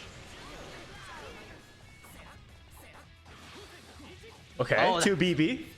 Hibiki's 2B is secretly the legal button into a reset. It's gonna hurt. Yeah, I don't blame Ganex for wanting to burst that.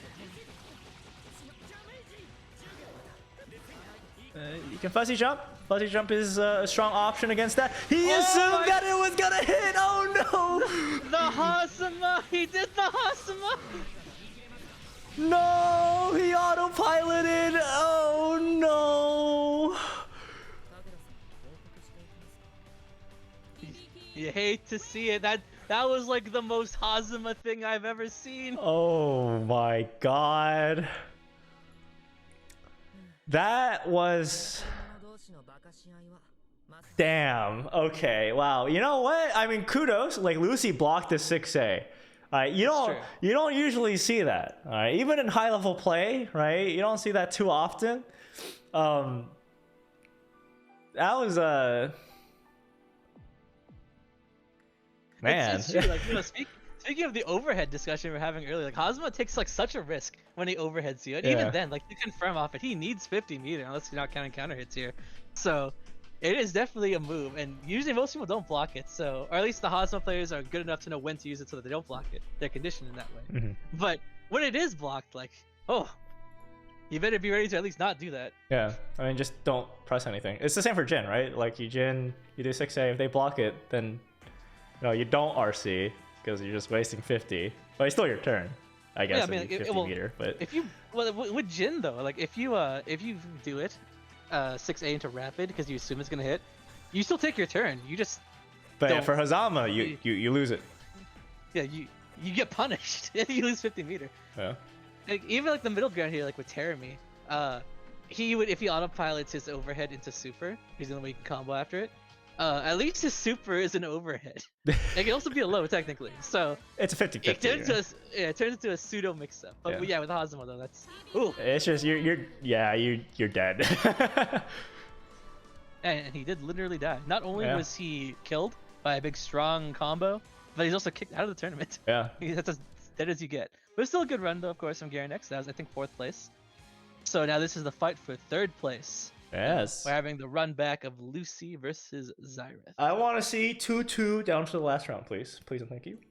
Yeah, this again though, this is losers finals, so we are once again going to a 1st to 5. Sorry, 1st to 3, best of 5. Oh my God. I wouldn't mind a 1st to 5, but this is not the time for that. All right, Xyrath starting off strong with that overhead. Oh, drops the combo though. That would have been so much damage in corner carry. So now we are back into neutral state. Blocking the fireball. Yep. So Xyrath just zoning out. They try to approach me. You won't, coward. Okay, JC. Will confirm, but there's the other overhead. Oh, no RC though. Typically, you'll see RC after. Oh my God! with the DP, and then we got the 5C counter. No full confirm, but Even with like the first 6 hits of that combo, that was almost breaking 3.5. That feels so bad. What the? Okay. All right, just dumping it all. Right? No, I mean, no, that's super. I like the flame wave super. It comes out very fast. Like, Yeah. Xyrath's banking the fact that Lucy would hit anything. If Lucy hit anything, they would have been traded in favor. Yeah. Well, it doesn't have any invul. That damage was all he was looking for there because Lucy was so low.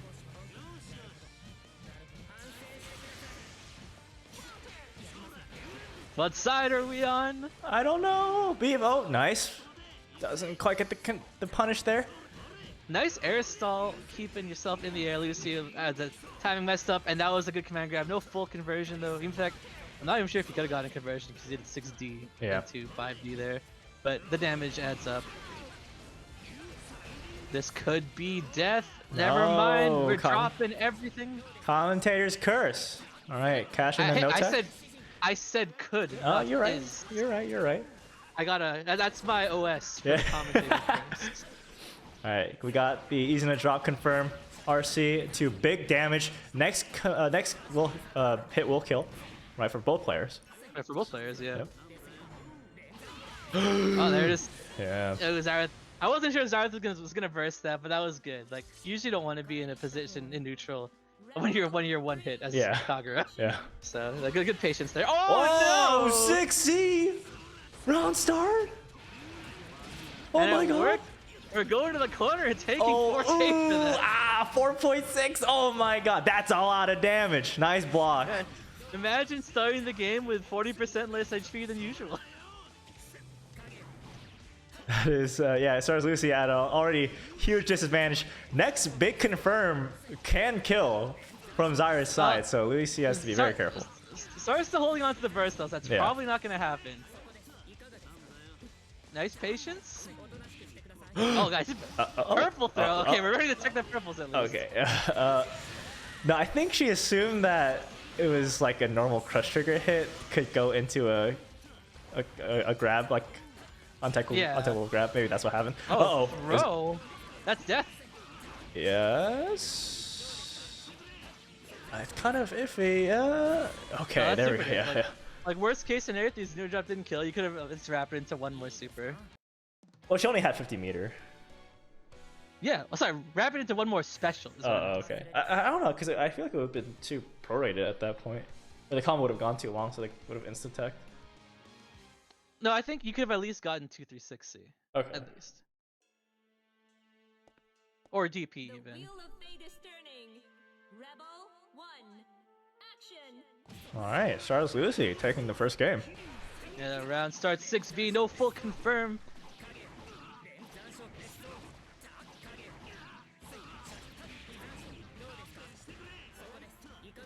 Alright. Nice JC. Oh, wow! It hit B. What? Yeah, I think they hit behind Kagura, so that was not the confirm to make, but I don't think anybody could have known that. Kagura's a wacky character. Oh, there it is, the wow, 6A yeah. confirm. That's hard. That is very, very hard to do, but Xyrath has been practicing that. Command grab.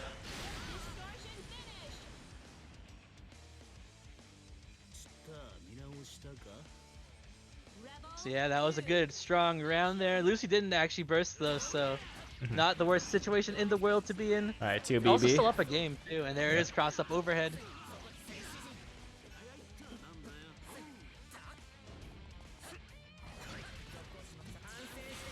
I would have DP'd there on Waco. As if I was Lucy. Kagura, No, as Lucy, yeah.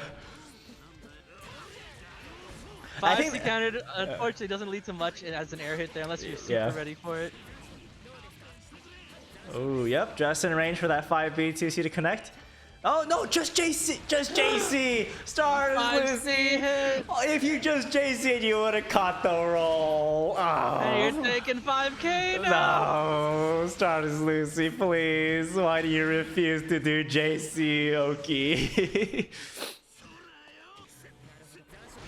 Nice, he's gonna drop. This should kill unless first. He wants it. He wants this game. He wants it. Stardust Lucy though at the HP advantage and also the burst advantage though. Punish. Yep, that's death. And now Zyra Yeah, I at a mean- huge disadvantage. I mean, not as big Well, actually, anymore yes. because Stars Lucy used her OD. It's not as huge, Yeah, but technically, he did end Not up great. pretty much bursting for no reason. Yeah. Then, when you're looking at it in hindsight. nice blocks. Trying to go for a cheeky cross up overhead. Catches Zyra pushing a button somewhere. JC, please. Oh, okay, fine. Still Hey, ready. it was a JC. It was a JC. There we go. Well, Keep him come locked in. Keep him locked in. There we go. Beautiful. Not ready for the overhead though. And once again, we're taking 4K probably, maybe.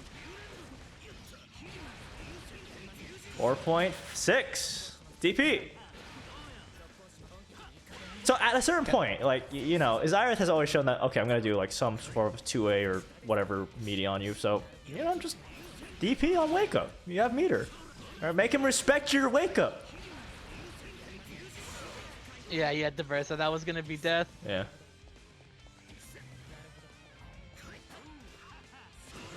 Oh, the 2C! 2C, Not yeah. actually a low, but it does catch your toes when you're not ready, and that's gonna tie it up 1-1.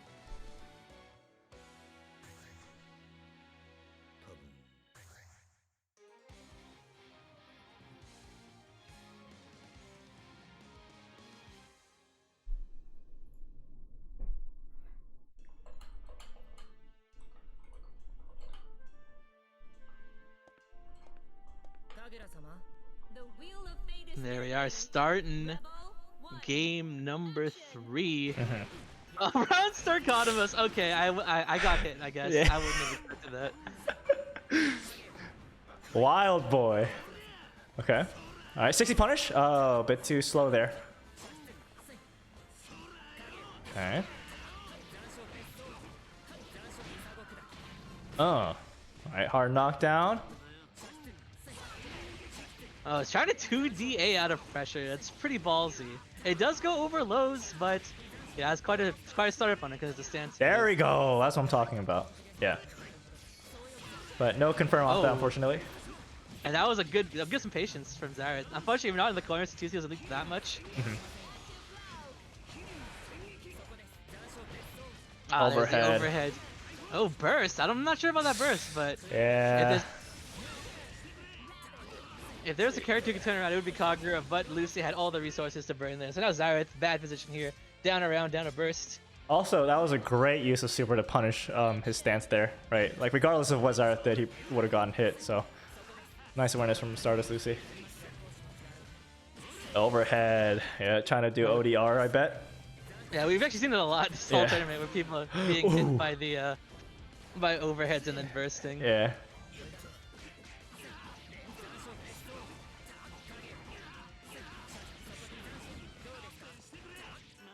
Oh, okay. Wow. Run under grab. Yeah, and actually, Lucy ran at the perfect distance there to get the throw while still having corner momentum.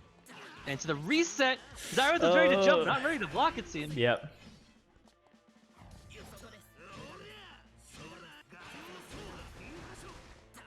Not quite a range for the 5DA. Nice There we DP. go. That was the first one we've seen from Stardust Lucy, I think. That was a very late burst, so Uh-huh. Stardust was not able to bait that properly. But Zyra, there you go. Lucy Izuna even followed drop. him up with those Izuna drops, still being able to keep that read strong, closing Yeah. out game 2. She has such a high hit rate with Izuna drop. It is phenomenal. That's because everybody's jumping for some reason. I don't know why. Well, I mean, jumping like out of corner is usually a common strategy. No, it'd be like Lucy's even caught people like in neutral. with it. Yeah, well, that one I don't know. Well, for Zareth, he likes to do JC a lot, so that's And it's not even against Zyra, like against everyone. yeah. But I'm saying like in this matchup, in this like player matchup, right? Like he loves JC. That's true. So, He loves JC, he loves Katamus, Yeah. and he loves the command grab. yeah. I wonder if that was actually a proper punish, because he instant blocked that dive. There's Nice. DP once again. Oh, Oh no. no. Oh no! Oh no! That is death if he doesn't drop, and he drops. Oh, I said if. I said if. you know, it's like you're using my OS against it. But yeah, it's like when you hit the big starter, drop it into an even bigger starter. Yeah. Oh, see that? That was if she is gonna drop there, that would have been sick. Rebel 2. Action. All right, careful. Nice instant blocks. Yeah. Taking your turn here. On the old standoff, your move is faster. Zyrath not ready to block the overhead. Nice, nice. Okay. Oh god. Okay, we're not close enough for that. We probably have to Wyvern there, or at least 60A. I feel like something Stars Lucy can also do, right, is literally just 2A Oki or something. If she, I think there's too many like jump into something going on their wake up, right? We're getting a little antsy on the jumps. Yeah, and no burst available either. This is a really dangerous position. Next mix-up will kill. Yeah, There it is, wow. the overhead, and now we're once again in a 2-2. This is what you wanted, right? This is what I wanted. Now they each need to win one round. Okay, right. Last round situation.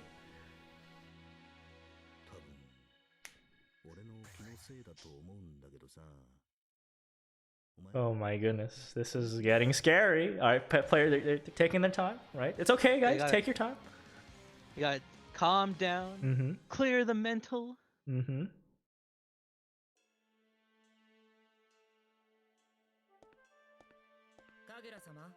The wheel This of is fate it. turning. Rebel One of these people are going to be eliminated. Who is it going to be? It's gonna be me. Dude, I'm so bad at this game. I didn't even place in this tournament. Ooh. Have you considered getting better, Alamau? No, Oh. I haven't. Oh well, there you go. You're welcome. That'll be $50. Thank you, sir. Yeah. All right, 5A A match, catching Zyrath.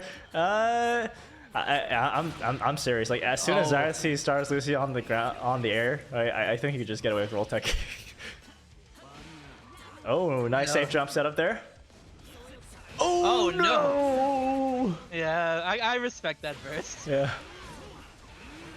All right, couldn't punish there. Got hit by the second hit, so unfortunate. Oh, nice DP. I saw that command grab animation. We've been seeing Lucy not afraid to DP more, but sometimes it's not the right choice. Stars Lucy, what's going on? What's going on?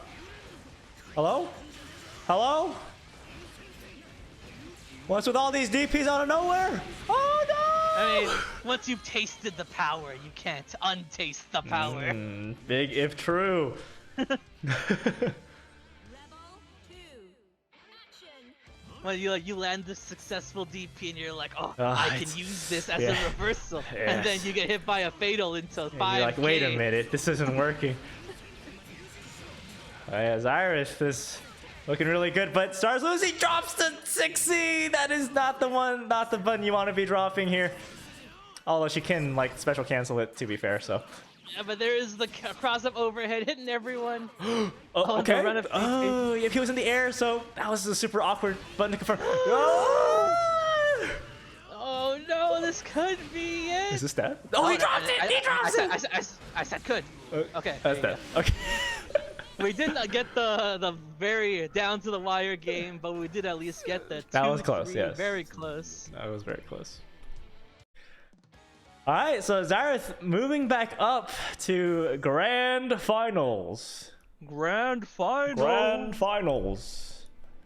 Now this is a run back. It was Quetzalcoatl or Godel. I don't know which one you prefer. That put him into losers at a surprising 3-0 sweep. So we'll see if Zyrath will have a better showing this time around. He's gonna have to claw his way back up though, because he is on loser side. That's true. That's gonna be 2 whole sets that he has to win. That is not easy. All right, and these are both best of 5 matches, so it's gonna wear you down mentally.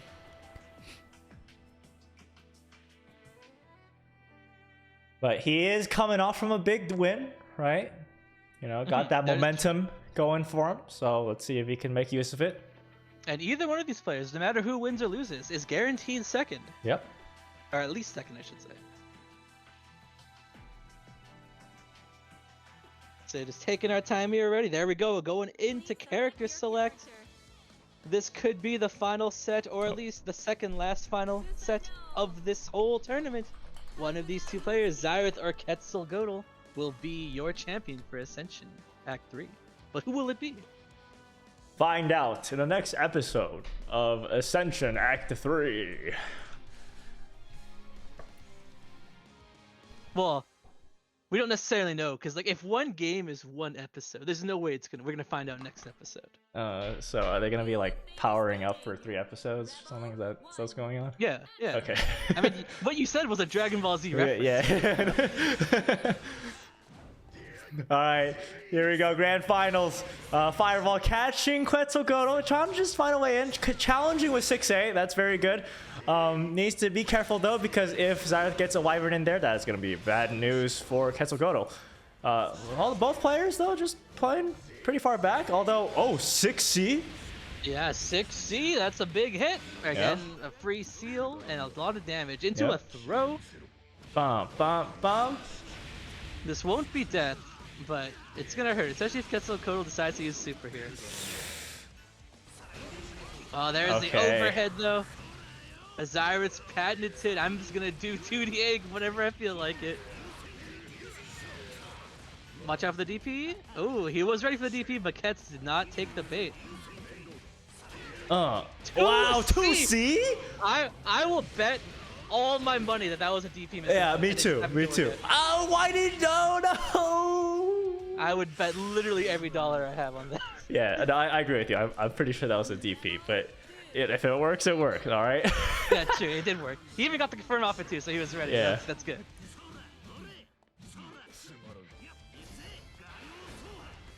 Okay.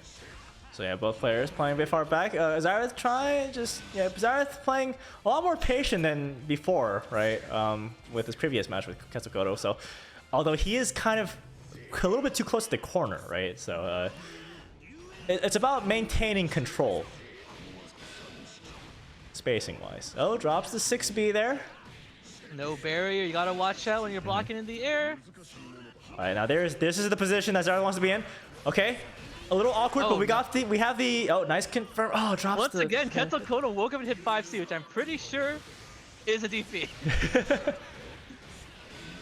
But it's funny because like these DP misinputs are actually working out. That should be death. Never mind, he did not do the staircase right, but there you go. Death.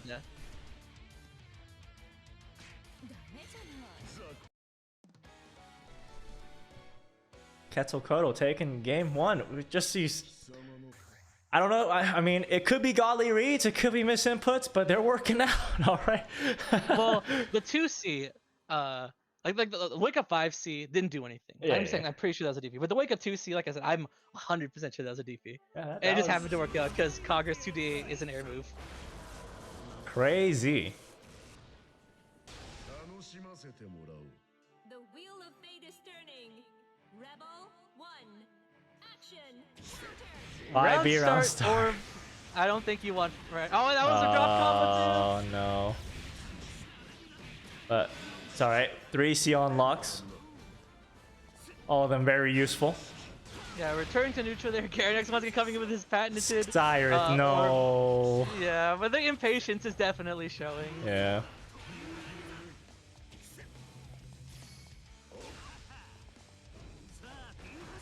Oh.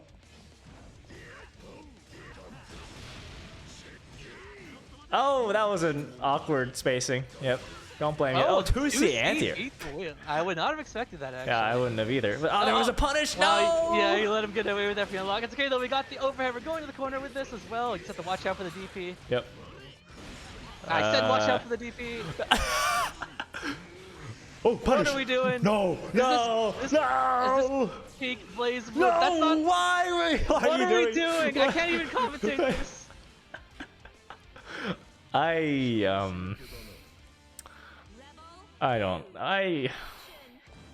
What?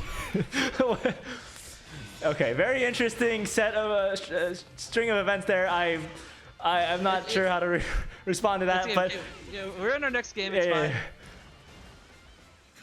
Okay. DP. Yep, gotta be careful for that. Clash, he could have pressed something, but that is hard to react to. However, I mean, these DPs are not working out for Xyrath, right? Quetzalcoatl has him downloaded. Oh no, he is pushing something. Okay, Both OD players into OD OD. at the same Yeah. time. Nice. That's what I'm talking about. Okay, same side. Yeah, we're going into the corner here. Yeah, DP, another DP. yep. Actually, Ketzel could have just won there if he rapided that. I mean, that's okay. I mean, that's not the time to counter because he's so plus. Yeah. And here's the thing, right? Quetzalcoatl multiple times has shown that he's going to stop at 6B to bait something. Yeah. So whether he does Because- DP, whether he does counter assault, doesn't matter. He's going to get baited. I just find it really funny because most people against Susanoo would want to DP after 6B because of just how plus he is. Yeah. But so Quetzalcoatl is just doing that on the assumption Zyrus is going to do that. But Zyrus is just DPing whatever he wants to. Yeah. Because he doesn't actually care if Susanoo's plus or not. He's just afraid essentially. So it's happening to work out because Zyrus is just so afraid, Yeah. so absurdly, insanely afraid that he's just literally doing whatever he wants, and getting away with it. Yeah. You gotta play slower. I gotta play slower. Take a breather. And watch out for that DP. All right, Quetzalcoatl's getting a little bit frisky with these DPs, right? So maybe Zyrus can start doing some baits in return. Who knows? He's in such a good position. He can literally do whatever he wants. Like he's already gonna be on set point here, the tournament point actually, because like even if Quetzal goes to the next one and hits nothing but DP and loses, it doesn't matter because Yeah. he's in such a strong position right now. That's he true. can do whatever risky thing he wants to do. Oh I hate no. Doesn't block the Grand Viper again. Yeah, who would have think? Yeah, you know, he has one special that's a low. He does a move that's special cancelable, and he would go into a low, right? Nah, that's dumb. Well, why would you do that? Yeah, yeah, it's true. It's true. What am I talking? Yeah. Oh, that's a big whip. Again. That's the wrong punish. Again. Yeah, Why? The most obvious burst with the most obvious DPs in the world. That's okay. 2C punish. He could bring it. Watch out for DP. Okay. I would have just DP'd there personally. Yeah, Yeah. there you go. That's Yeah, it. there it is. That's all you need to do. Just DP. And yeah, Zyrus loses. Congratulations, Quetzalcoatl. Yeah, that was once again the cleanest sweep. That's what I don't like to see. Congratulations to Quetzalcoatl, but like I said, I do like commentating these just to see more close matches. But that's just how it goes when you play like a monkey. You get beaten down like a monkey. Yeah. I don't know what to tell you. So congratulations, Quetzalcoatl, to being our Ascension Act 3 champion. Yes. Very nice. Very nice. But I mean, we had a lot of great matches, right? A lot of close matches too. So these were very fun to watch. I hope you guys enjoyed as well. There is no money for this one. This is our other event that we are sort of You experimenting have with. the glory of Yeah, the winning a glorious. net play tournament. Yeah, banned from Ascension now. Get out of here. Get out. That's true, and this VOD will probably be uploaded to YouTube, so you can come back and show all your friends and be like, "Hey guys, I just won this tournament." Post a video on the fridge. Be like, yo, mom, I won Ascension Act 3. Boom. That's right. Yes, congratulations once again to Quetzalcoatl, taking it very cleanly over Zyrith. But of course, we do have to give our shoutouts to the other players in top 8. Yep. Zyrith second, Lucy third, Garanex fourth, Astolfo and Troner fifth, with Squidward and Salvage at 7th. And of course, thank you to everybody who participated in our tournament as well. We had 25 entrants. Yeah, so let's go. A very solid amount of people. And even if you didn't get a chance to show your stuff on stream, I hope everybody who came out had a good time. So we're going to have probably one other event this year for FFF, but we'll go into more details on that later, way later down the road. That's in the planning process. Also, another thing, our anniversary event is going to be coming up soon, so please stay tuned for that. We put out a questionnaire in our announcement page, so if you want to see anything in particular, please do fill it out, send it to us, and we would love your input. But yeah, does our TO want to say anything? No, it was a pretty good tournament. I enjoyed running and watching. So I know there's a bunch of other tournaments going on today. I think Texas Showdown and I think BSB also had their monthly as well. Oh man, so busy. Why did we host it today?